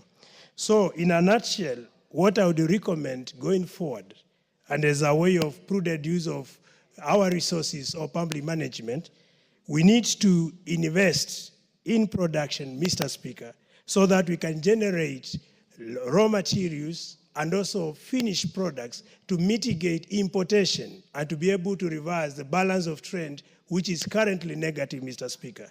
Importantly, Mr. Speaker, we need to have, a proper system within Treasury, like having one account within Treasury, so that we see no loopholes where our resources could actually disappear and cause to increased debt where the money is not accounted for and the Kenyans continue to feel the pinch, Mr. Speaker. So it's not that I'm trying to attack or dilute the discussion by making references to some of the accusations or where Kenyans would be agitated and say, for example, their resources is not prudently being used. And that is the reason why even these austerity measures were called for by the agencies, Mr. Speaker. So with that, I submit, Mr. Speaker. Thank you. Member for Baringo.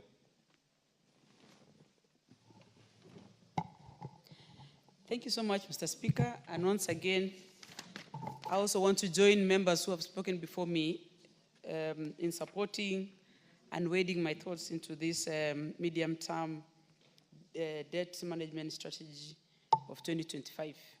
Mr. Speaker, this report has come at a very good time, considering that within the period of our elections and now, we are right in the middle of the term.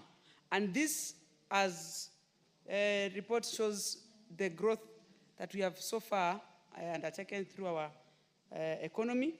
And the debt, like most members have said, borrowing is not a problem. But the problem is, where do you put the money after borrowing? Because automatically you will end up, pushing yourself and making sure that you have paid back the money you borrowed. In Kenya today, we are grappling on many things, many vices that contribute to wastages, embezzlement of public funds because of lack of proper infrastructures and proper ways of making sure this money is taken care of. And people who handle money, Mr. Speaker, in this case is Treasury, which the report is suggesting that they must, by all means, make sure that they have this single,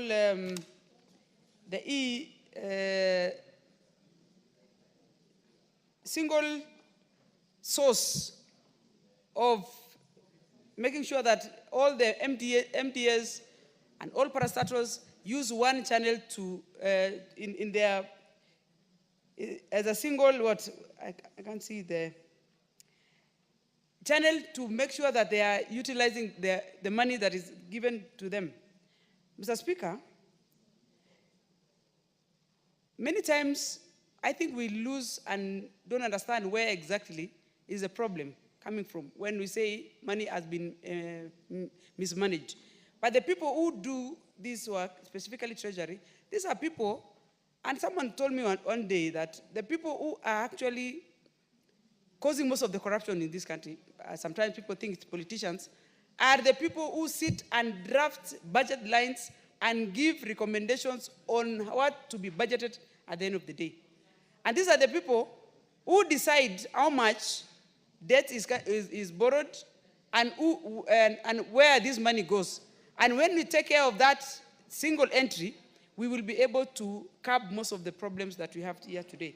And the interagency committee, as the report indicated, should be enhanced so that we are able to take care and curb most of the problems and the corruption that is a runaway in most of these ministries.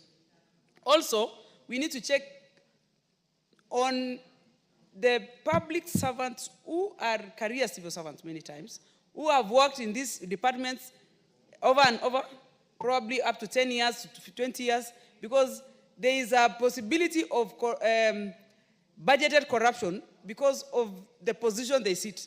They know how much that is needed, but they are the ones who control the budgets because they know, they draw the budget lines. And this is where, if we, as the National Assembly, we will do our oversight to make sure that this report is acted upon to the latter. Thank you, Mr. Speaker. Thank you. Member for Tinderet. Thank you, Mr. Speaker. Mr. Speaker, I rise to support this report by the Liaison Committee where I sit as a member. And more importantly, this report is very important because it actually gives strategies on how to manage our debt on the medium term, the medium-term strategy on debt management. Honorable Speaker, this is a policy document which all countries around the globe have. And it is a policy document that has been initiated as a result of world financial crash occasioned by huge debt burden. Across the globe, and even in our homes, in even institutions, we have debt.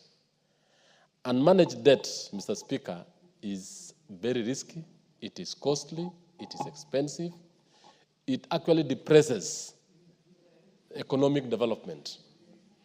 In effect, this particular document or this particular strategy is very good, and I want to laud the National Treasury for having come up with this particular document. The document looks in detail. One, that we actually need to have a detailed report or quarterly reports on the progress on the fiscal consolidation as outlined in the 2025 budget policy statement. Mr. Speaker, the budget policy statement of 2025 is a policy document giving direction on how our budget this financial year, 2025-2026, will go. It gives a direction. This particular document is going to form part of the annexures to that particular report, the budget policy statement. But the report that we have in this particular medium term also gives us how can we manage our debt. Our debt has grown over the years, Mr. Speaker. It has grown from about up to now around 11 trillion shillings. And this one is supposed to actually be managed. In managing debt, Mr. Speaker, we need to know where do we borrow from. If we borrow externally, it means the pool of monies is large, and therefore the loans are going to be cheaper. If we borrow locally, two things will happen. One, we shall be competing with the private and the individuals, and therefore make the interest move up. And two, depress the economic development, the overall development of our economy. By so doing, that's why when you look at this debt, the one we have, at 65 domestic to 35 external, actually it is wrongly skewed. We actually need to have borrowed more externally and borrow less as a government internally, so that we allow wananchi and institutions to borrow within and therefore bring the interest down. Honorable Speaker, we also need to know that why do we borrow? We need to borrow to account. We need to borrow to make sure that any money that we borrow, we need to see it in roads, electricity, we need to see it in terms of health facilities, we need to see it in schools and every other facility that we are borrowing from. That's why in recommendation number 3, the integration of debt management system with the integrated financial management system, or IFMIS by that 1st May, is very laudable. I want to laud this because any debt that any borrowing, let me use that term, any borrowing that we do engage in, first of all, we need to know how it is utilized, areas it is funding, and more importantly, the value for that particular borrowing. So that by the end of the day, Mr. Speaker, it will actually be of value to Kenyans. Mr. Speaker, the other recommendation which I want to really laud is where many of our institutions, for example, the state agencies, do bank in our local banks, then the national government go and borrow their own money. This one we need to stop. And I want to laud the National Treasury for actually coming out very clearly on this. And it has been recommended that the National Treasury and the Central Bank should ensure that we ensure that that particular item be actually stopped or be actually looked into. Lastly, I also want to say that we need to digitize and make sure that our borrowing is digital.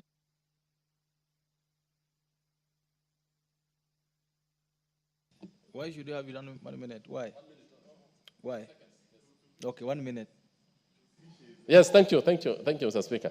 I was saying that because all the itemized loans that we have, we need to actually integrate them into the financial system so that even as we procure for loans, and I want to allow what the member for Marakwet is said, it has to be public, it has to be public procured.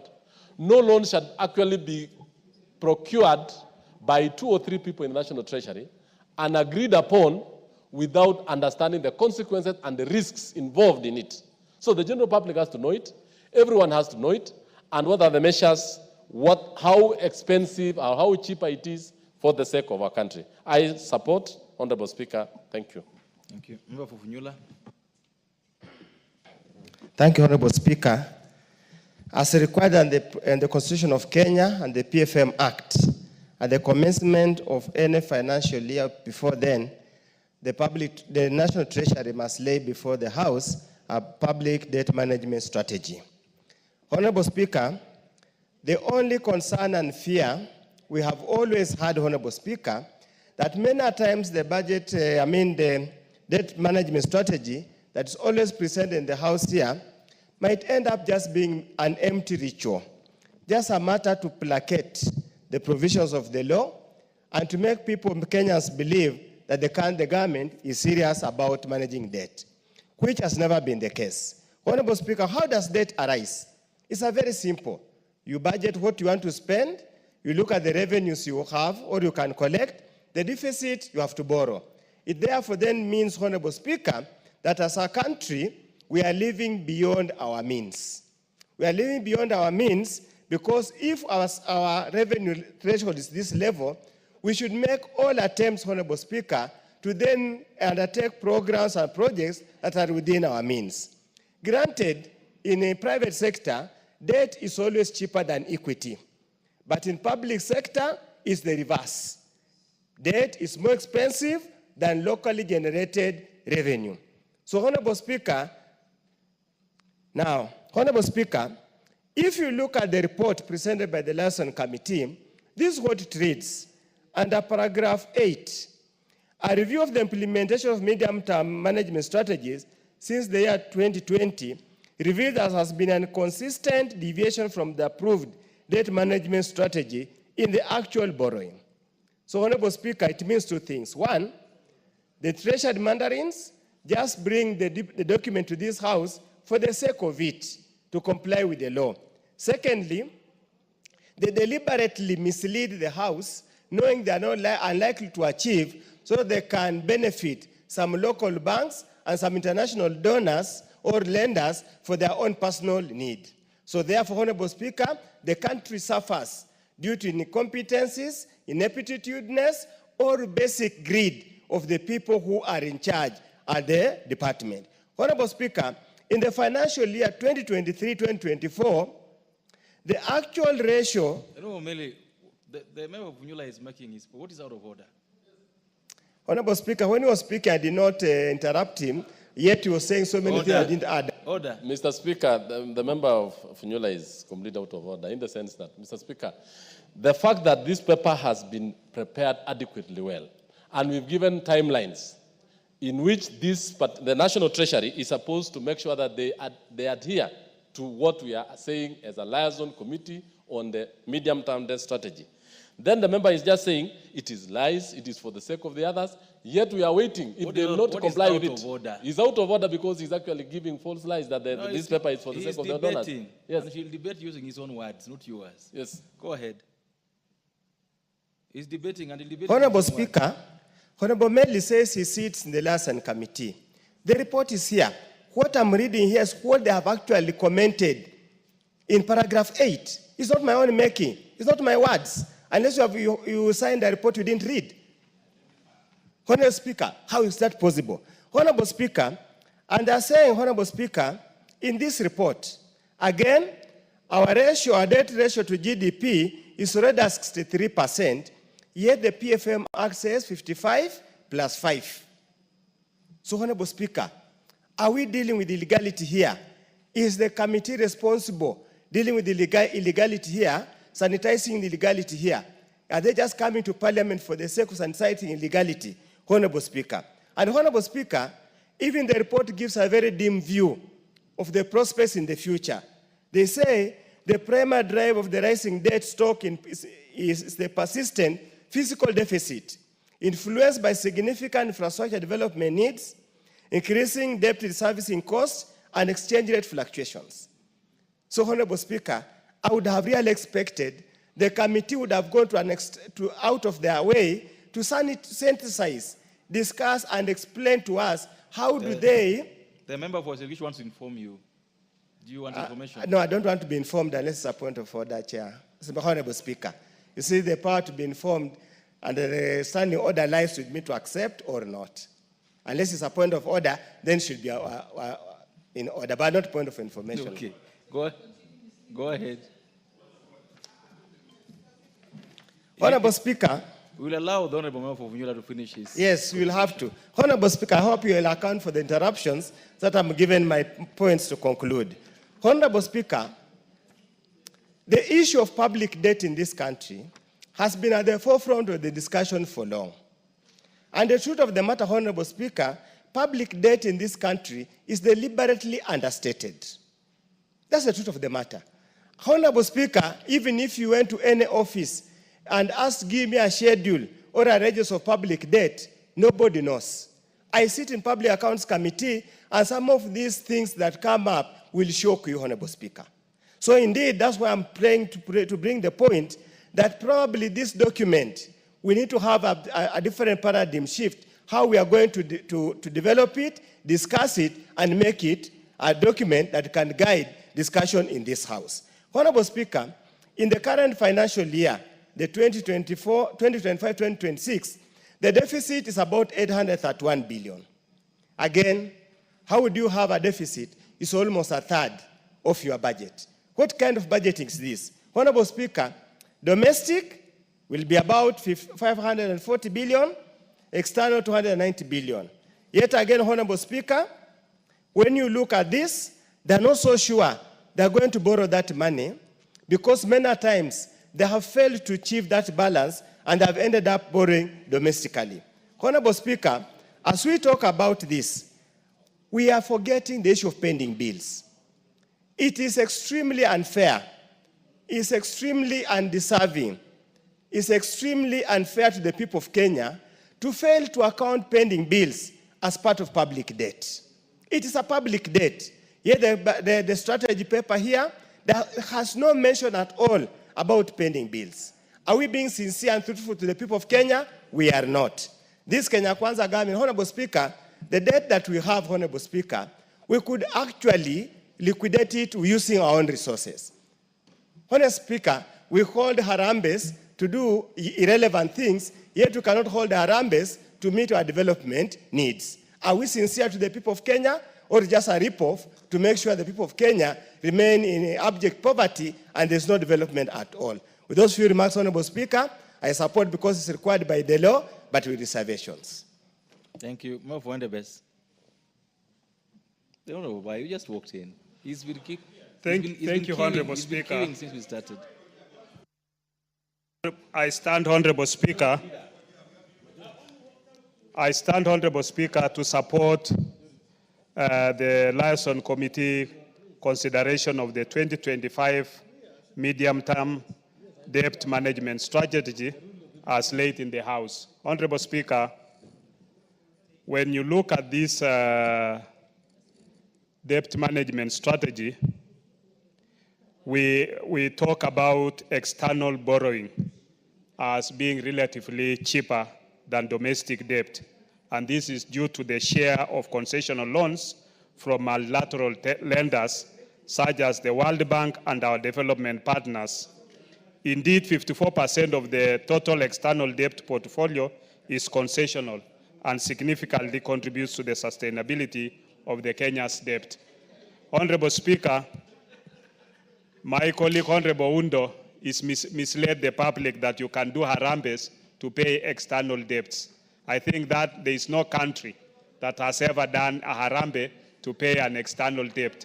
And I think that was just, I presume from somebody of his caliber, that was just a joke. I think he must have said it in a light touch. Honorable Speaker, there is no country in the world that does not borrow. Japan, US, any other of the developed countries, all countries borrow and they have debts. In our view, Honorable Speaker, we noted that the external commercial borrowing is relatively expensive compared to the concessional loans, as I have already mentioned. And therefore, various risk measures, including paying off of some of the most expensive loans and exploring cheaper debt instruments, such as green bonds, are being considered in this report. Following the review of the 2025 MDDS, the committee observed that the government will borrow 831.1 billion, which is equivalent to the fiscal deficit in the 2025 budget policy statement. This amount borrowed, Honorable Speaker, will be sourced from both domestic and external sources at a ratio of 65-35 respectively. Honorable Speaker, to mitigate growing risk of domestic debt interest payments and reduce the tendency of the government borrowing funds held by public entities, the National Treasury should deploy the Treasury single account for all MDS, parastatals, and public funds, as being put by various members who have spoken, among them the Deputy Speaker who moved this motion, Honorable Majority Leader also said the same, and even the members of the Budget Committee, the Honorable Makali Muli, he's also stressed this issue of single treasury account. And I think this is the direction in which we should be able to go. As we speak, Honorable Speaker, from the control of budget yesterday, who said she had been in Tanzania. Tanzania is already using it. And so I think it's a high time as a country that we also deploy the same. And members having raised issues about transparency and accountability in the domestic borrowing, Honorable Speaker, I think the committee has already made some recommendations, among them that the Cabinet Secretary of National Treasury and Economic Planning should form a working committee to establish criteria for assessing the effective utilization of borrowed funds by ministries, departments, and agencies to establish the registrar of government securities pursuant to Section 55 of the PFM Act. And secondly, to record the debt in the register, the details on the utilization of the borrowed funds, including the set of projects funded from the proceeds of infrastructure bonds and any other bond, that so that to make it much easier for people to be able to can look at the register and be able to access that information. With those few remarks, Honorable Speaker, I support. The member for Kitui Rural. Honorable Mboni. Thank you, Mr. Speaker. Let me say on the outset, I support the report. And Mr. Speaker, this is the second one, I think, in this parliament since this parliament started. And it's very good that we actually know what is our debt stock. Debt is not a bad thing. No country has ever developed without borrowing. You realize that developing countries are more indebted than developing countries. with Japan having the highest debt to GDP at present value of 256. US is at 123% of GDP at present value. And most of the countries, developing countries, are below 100. But they cry more because the loans they took, either they are expensive, and also the way they utilize the loans. Most of the loans went to wastage. And therefore, paying becomes a problem. Mr. Speaker, going forward, the loans which we should take from this country should go into projects or programs with high economic and social returns, so that it becomes easier for us to pay because of the impact they are going to bring to this country. Mr. Speaker, looking at the report, one thing which is worrying is the Kenya loans mix. When you talk about domestic loan in this country, is 65% from the report, and external is at 5%. Mr. Speaker, domestic loans have their own effects, a very serious effect. One, the interest rates are very high. Two, their repayment period is very short. Most of them are 5 years or that kind of thing. And the more critical thing is that they crowd out private sector borrowing. Now, if the rates, for example, last year, the rates, the treasury bonds, the rates were around 20%, 16, 18%. And if you go to the bank because of that, the banks will increase their interest rates because it's easier, there is less risk borrowing from government than private sector. Banks giving to government than private sector. And therefore, they increase their interest rates. When they increase their interest rates, the bank cannot borrow, they cannot invest, they cannot expand their businesses or start up their businesses. And that has a serious effect on economic growth. Mr. Speaker, we need to move to more concession loans, which have low interest rates and long repayment periods, so that at least we can benefit from the loan and desist from borrowing. Mr. Speaker, how did we find ourselves in this situation? One thing is the way we do our budgets. We are always having a budget with high deficits. The moment this parliament approves a budget with a deficit, you are already approving borrowing because the deficit has to be financed. So we need to move, and the deficit stands around 17% of our budget. So we need to move more to balanced budgets so that we reduce our borrowing. The other thing we need to do is to reduce the use of Article 223. These are provisions in financial management which have really been misused by Mandarin's treasury. You realize that every year we are spending on this article, using this article, between 100 and 200 billion per year. You know, this is money which is not budgeted. And immediately you spend that kind of money, you are also affecting the projects which are budgeted for. Mr. Speaker, it's a pity that some withdrawals on debt payment are done manually. Last week we met with the control budget, and she was saying that she's approving 115 payments, debt payment every month, every week. And some of them are done manually. And she has not really time to go through all those payments. So I think it's important for this recommendation that is to actually automate withdrawal of debt so that at least we can have we increase our accountability on debt repayment. Mr. Speaker, the other thing is fiscal consolidation. This is a song which we sang for so many years, and it's high time we strictly follow fiscal. 30 seconds. It's high time we strictly implement fiscal consultation so that we can reduce unnecessary trips, hospitalities which are in our budgets, and general wastage which we have been facing. Mr. Speaker, the single treasury account of our FDS. I was reading somewhere last week, and the money which we are collecting for affordable housing.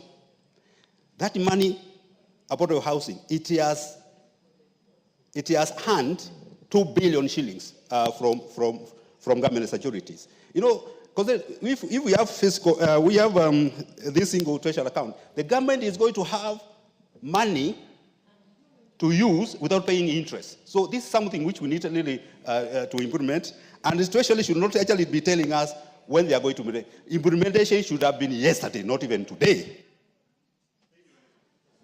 Thank you. Member for Cliffy North. Thank you very much, Honorable Speaker, that you give me this opportunity to contribute to the medium-term debt management strategy. One, Honorable Speaker, it's high time that this country implements the single treasury account. That way, we are assured that government money is government money and we do not have to pay interest on it. First, Honorable Speaker, there are times when you have government actually borrows its own money, where you have money scattered in different banks. Government goes out there, say they want a loan, and what the bank does is just accumulate government money, gives it to government, and then charges interest on it. And that's how we continue to grow the debt in this country. So it is very important that we implement the single treasury account to avoid the situation where we are actually banks. By the way, if you look at domestic debt versus external debt today, the domestic debt is higher. But if you ask yourself, who is actually and banks are making exorbitant profits, and you ask yourself, these profits while other Kenyans don't have money and there's little borrowing in the country, but actually you hear a bank has made a profit of 14 billion, and you ask yourself why? Because they have been using government. It's actually government giving them those exorbitant profits, and yet those profits that they're declaring is actually government money that they have used to loan out to government to make more money from government. And therefore, it is very important, Honorable Speaker, to ensure that the single treasury account is maintained. Secondly, Honorable Speaker, on the same issue of debt, I heard the Honorable John Badi the other day. I listened to him, he was on Spice FM on the Situation Room, and he was discussing about Kenya's debt, and he's looking at the Eurobonds. He's looking at it up to 2034.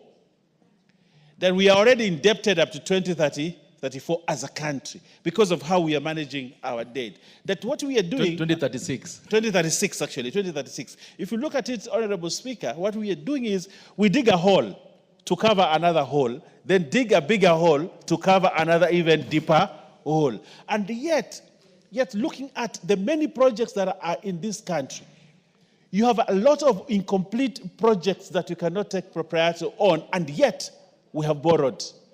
Yesterday, if you looked at what Citizen was airing, and you're seeing that the country has borrowed 6 billion. The project went halfway. It was not completed.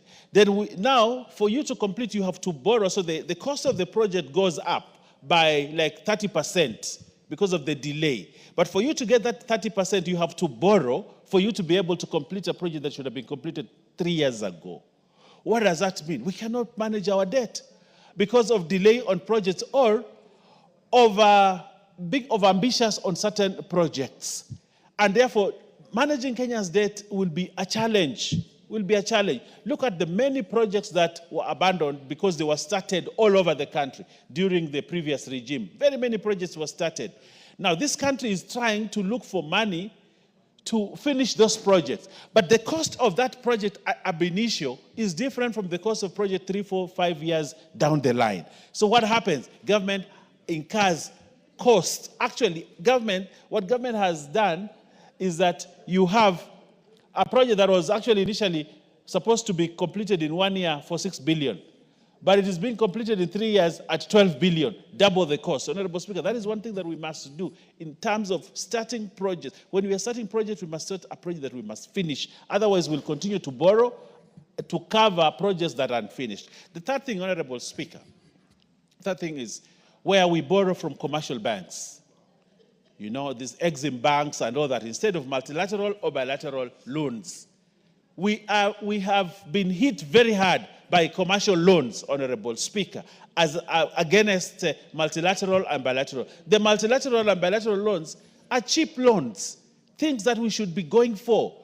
But what we have seen is people have preferred to go for commercial loans that are very, very expensive. And the more you delay on it, they accrue interest, and Honorable Speaker, it becomes very difficult to manage. I do not know at what time we will really get hold. Lastly, Honorable Speaker, if you allow me, if you give me 1 minute, lastly. In the previous regime, there are institutions that were used to borrow money. And you ask parastatals, you know you have a debt that was incurred on your behalf of 100 billion, and but you don't know how that money was borrowed, and that money never came to us. How are we going to manage that? So, Honorable Speaker, as we consolidate all these things that we are looking at, we need as a parliament to put our foot down and say every coin that must be borrowed be sanctioned by this House. If this House starts sanctioning the loans that we are borrowing, Honorable Speaker, we'll get hold of our loan portfolio and we'll be able to manage the debt of this country. I thank you. Well said. The Honorable Member, this is Honorable Irene Mayaka. Thank you, Honorable Speaker. Honorable Speaker, I also stand to support this particular report because, Honorable Speaker, this, first of all, is within its time that we need to discuss this particular report. But having said that, Honorable Speaker, I've looked at the strategy that has been presented by the committee and some of the recommendations they have given. Like, for example, the fact that we now want to automate the system and integrate it to IFMIS. I think this is something that is way beyond time. It should have happened sooner than this. But all the same, it's still a very good idea. The only caution I want to throw in there is when we are doing this integration, let's not immediately grandfather the current manual system until we are certain that this actually works. Because the danger of doing that is if you integrate the two systems and it doesn't work, then it throws you back to square one. Also, Honorable Speaker, I have seen another recommendation that even as we are implementing this, that there'll be close scrutiny and monitoring on a quarterly basis for this particular report, which again, Honorable Speaker, is very important because when you do that, we will be able to tell whether or not it is working. We'll be able to tell whether or not the new ratios that are being suggested as being introduced in terms of increasing the domestic borrowing vis-a-vis the external, we'll be able to tell whether or not this is actually working. And where I'm coming from, Honorable Speaker, with that is because I have seen that one of the recommendations is that it includes a close look at the proceeds of the infrastructure bond. Honorable Speaker, what we need to be aware of, and the reports that we also need to be furnished as a House, is the reports of how our infrastructure bond especially is doing in the local market. We need to know the extent of borrowing that local investors, Kenyans, are actually doing, so that we are able to know whether or not this is working. I have seen the introduction of also some of the alternative financial measures, like the linked bonds, the debt swaps, the diaspora bonds, the ECG bonds, and all that, which is also good. But also, Honorable Speaker, even when we are suggesting this, we need to be very aware and cognizant of whether or not this has worked in other economies. And if we are borrowing this particular practice, then we also need to match ourselves against the countries where this has succeeded. Because financial prudency, success of that normally is not something that is unique from different environments. It's something that if it has worked in one particular place, then you know you can borrow the ideas that they've used. And Honorable Speaker, there's a very common saying that we say that there is nothing wrong with copying a good cut. It's very much in order. Honorable Speaker, I also just want to speak about the monitoring aspect of it in terms of the Ministry of National Treasury, which has also been suggested as at the 31st May of 2025, in terms of just reviewing whether or not the debt utilization and the debt procurement process is actually working. which, Honorable Speaker, is also good. My only fear is that we need to also be very careful that we are not overwhelming one particular department with doing all this at the same time. These are all very good measures, but you also must be very, very cognizant of what the effects will be. Finally, Honorable Speaker, I just want to say that the only way that this will actually work is if we have strict fiscal discipline within our systems, and also that we adopt the appropriate consolidated measures for us to be able to make sure that this works. Having said that, Honorable Speaker, I do support this report and I submit. I thank you. Thank you. The member from Mbeere North. Thank you, Honorable Speaker. I rise to support this report and say that the public management, the public liability management in this country has been not well managed for quite some time. Whether it is domestic liabilities or international liabilities, Mr. Speaker, they have not been well managed, and probably that's why we have been in the serious problem which we have been facing of borrowing again and again and again until we have reached to very, very high debts of about 11 trillion at the moment. Mr. Speaker, the recommendations forwarded by the committee in this House are promising because we are looking at consolidation, fiscal consolidation, to ensure that we move from where we are at the moment of about 65 point something percent to be within the recommended percentage in terms of the present value terms of 55% plus or minus 5% by 2028, Honorable Speaker. For this to be achieved, quite a number of things must be done, especially by the National Treasury, by Central Bank of Kenya, as well as by the Controller of Budget. And as the report says, the automation, to automate the debts service payment from the Consolidated Fund is one of the key recommendations so that we can be able to monitor how the withdrawals are done. There have been many rumors on the social media, on our media, that a lot of money has been withdrawn manually, not through automated ways, and we are not sure whether this money has been utilized properly. And we are talking about huge amount of money. With such kind of recommendation, Honorable Speaker, it will get rid of many speculation which may come as a result, of course, of the nation. My good friend, Honorable Rook of Siakago, I know his place. He has talked about rumors. I do not know whether that's parliamentary because it's a house of record. Parliament is a house of records, not a house of rumors. Can he probably rephrase instead of using the word rumors? Thank you, Honorable Speaker. Honorable Speaker, one of the daily said that there was manual withdrawals of about 1.3 trillion. That information is not confirmed. Those are just rumors, street rumors out there, Honorable Speaker.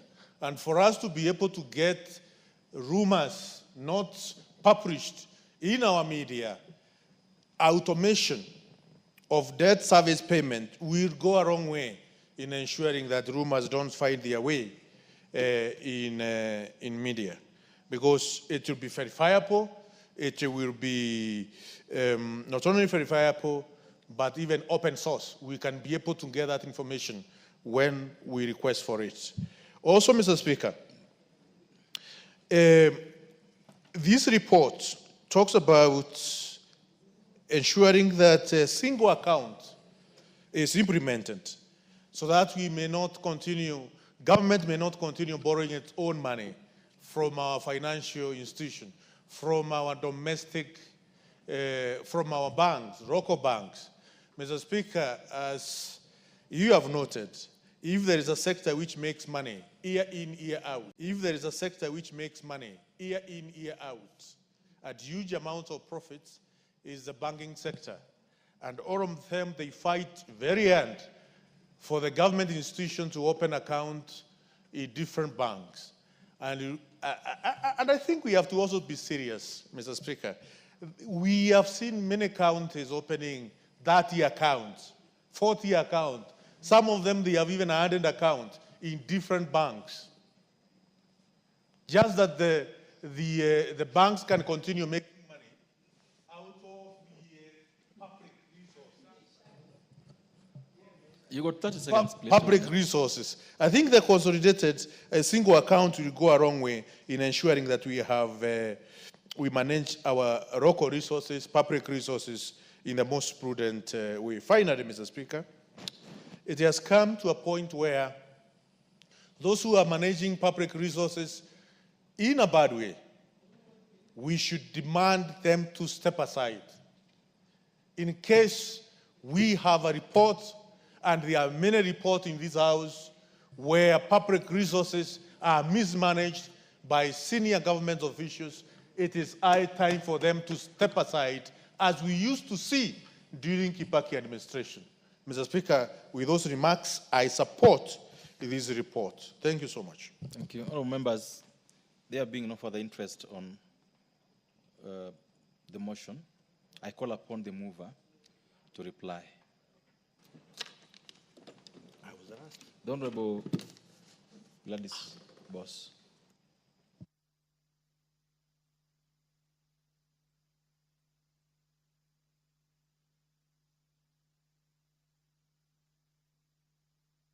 Okay, thank you. Thank you, Honorable Speaker.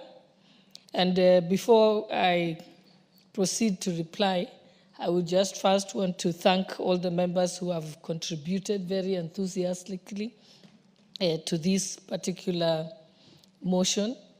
I think this shows great interest, and as we know, it's the first time in Kenya that we now have a midterm debt management strategy that is brought to Parliament. If you remember, prior to 2021, this was not the case. So we have made progress as a country that as legislators, we are interested in knowing the levels of our debt, the way they are being managed, and the utilization, and also to know how much at any particular stage as we undertake the budget policy statement, and also as we prepare to have the budget and appropriations bill.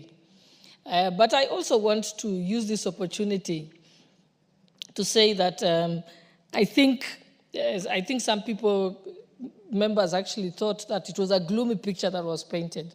But I must say that listening yesterday to the Cabinet Secretary for the National Treasury and Economic Planning, Honorable John Badi, I felt positive and hopeful as a Kenyan that our country is going in the right direction. If you see the way they explained about how they've managed the debt from the time when they came into office up to now, you can see that there's positive levels. And we also must commend him because he took his time to explain to us that, and also admit that, yes, it is not at the prescribed 55%. But he went on to say it's at 63, we admit, but this is the strategies that we have to put in place to ensure that we bring it back to 55. And they have a very clear roadmap of how by 2028 it will be back at 55. I think I would have been worried if we had a situation like used to happen before, where we didn't even know what levels we are. And I remember proudly so that it was when I was chairperson of the delegated committee that we actually set the ceiling at 55%. And we have made progress that now we're being reported to that. So we must commend the National Treasury for being honest about it, but also telling us that they have clear measures of how they are reducing it, but also agreeing that they will bring the results, the updates at specific times on dates that we agreed on. So we have dates in July, we have dates in May that they have confirmed to us. They've also told us measures. They also, were agreeable on discussing measures they can put in place to ensure that there's better governance and better accountability and transparency in the way we utilize not just our own resources from revenue, but also those that come from from debts. And that is why they gave us very good measures. One is to have a single treasury account. And I think that is progress. And hence the reason why we were willing that we are seeking to ask this House to allow them up to 2028, because they've told us if we have the single treasury account, if we have the accrual system, if we have the zero budgeting, if we have make sure that all our debts go through the digital system, then they will be able to tighten and ensure that we don't have any more losses of monies that we have borrowed. But also the undertaking that they will report to Parliament within 15 days of implementation to give us a register of all debts, how much are they using to service the debts, but also how the debts were used, in which project, so that we can be able to also have an opportunity as Parliament to interrogate and say, I think that is not good use of borrowed money, so that it doesn't happen the following year. And also they've given us the undertaking that they will not make any variation of this midterm debt management strategy without coming to Parliament first. And I think with those assurances, it paints a much more positive outlook than we've ever had. In the last Parliament, we were not in this place. It was a back and forth all the time with the National Treasury. I remember when Ukuri Yatani was the Cabinet Secretary of the National Treasury, my committee had altercations with him because he could not disclose how much was owed. Then he finally said he's going to come back and bring it to us in 14 days. It never happened. So I think there is progress, that there was full disclosure of what our revenues are and what our deficit is, and that they are borrowing to cover the deficit. But they also said they've also done something that has not, that things may improve, because first of all, they have not negotiated their eighth review with the IMF. So that might change. We might have some more concessional loans, which will bring down our repayment levels. They also said that they still have an opportunity that we might increase our revenue. So what they've done is given a very underestimated revenue projection, because they said they don't want to make the mistake that was made last time, where we had a very ambitious revenue projection, then it didn't happen, then we were stuck. So I think with those honorable members, I think like I said, I feel much more confident about the fiscal health of our country. And with that, I beg to reply. Thank you. Thank you, honorable members. A decision on this motion will be made the next time it's put in the order paper for the obvious reasons. Next order. Honorable Mayaka, what's out of order? Thank you, Honorable Speaker. Honorable Speaker, I'm standing pursuant to Standing Order number 35, because I've seen in the order paper what we are discussing next is a very important and crucial motion, but we do not have sufficient quorum for that. Okay, order number 35 doesn't matter. It doesn't matter what is to be discussed next. It stands on its own.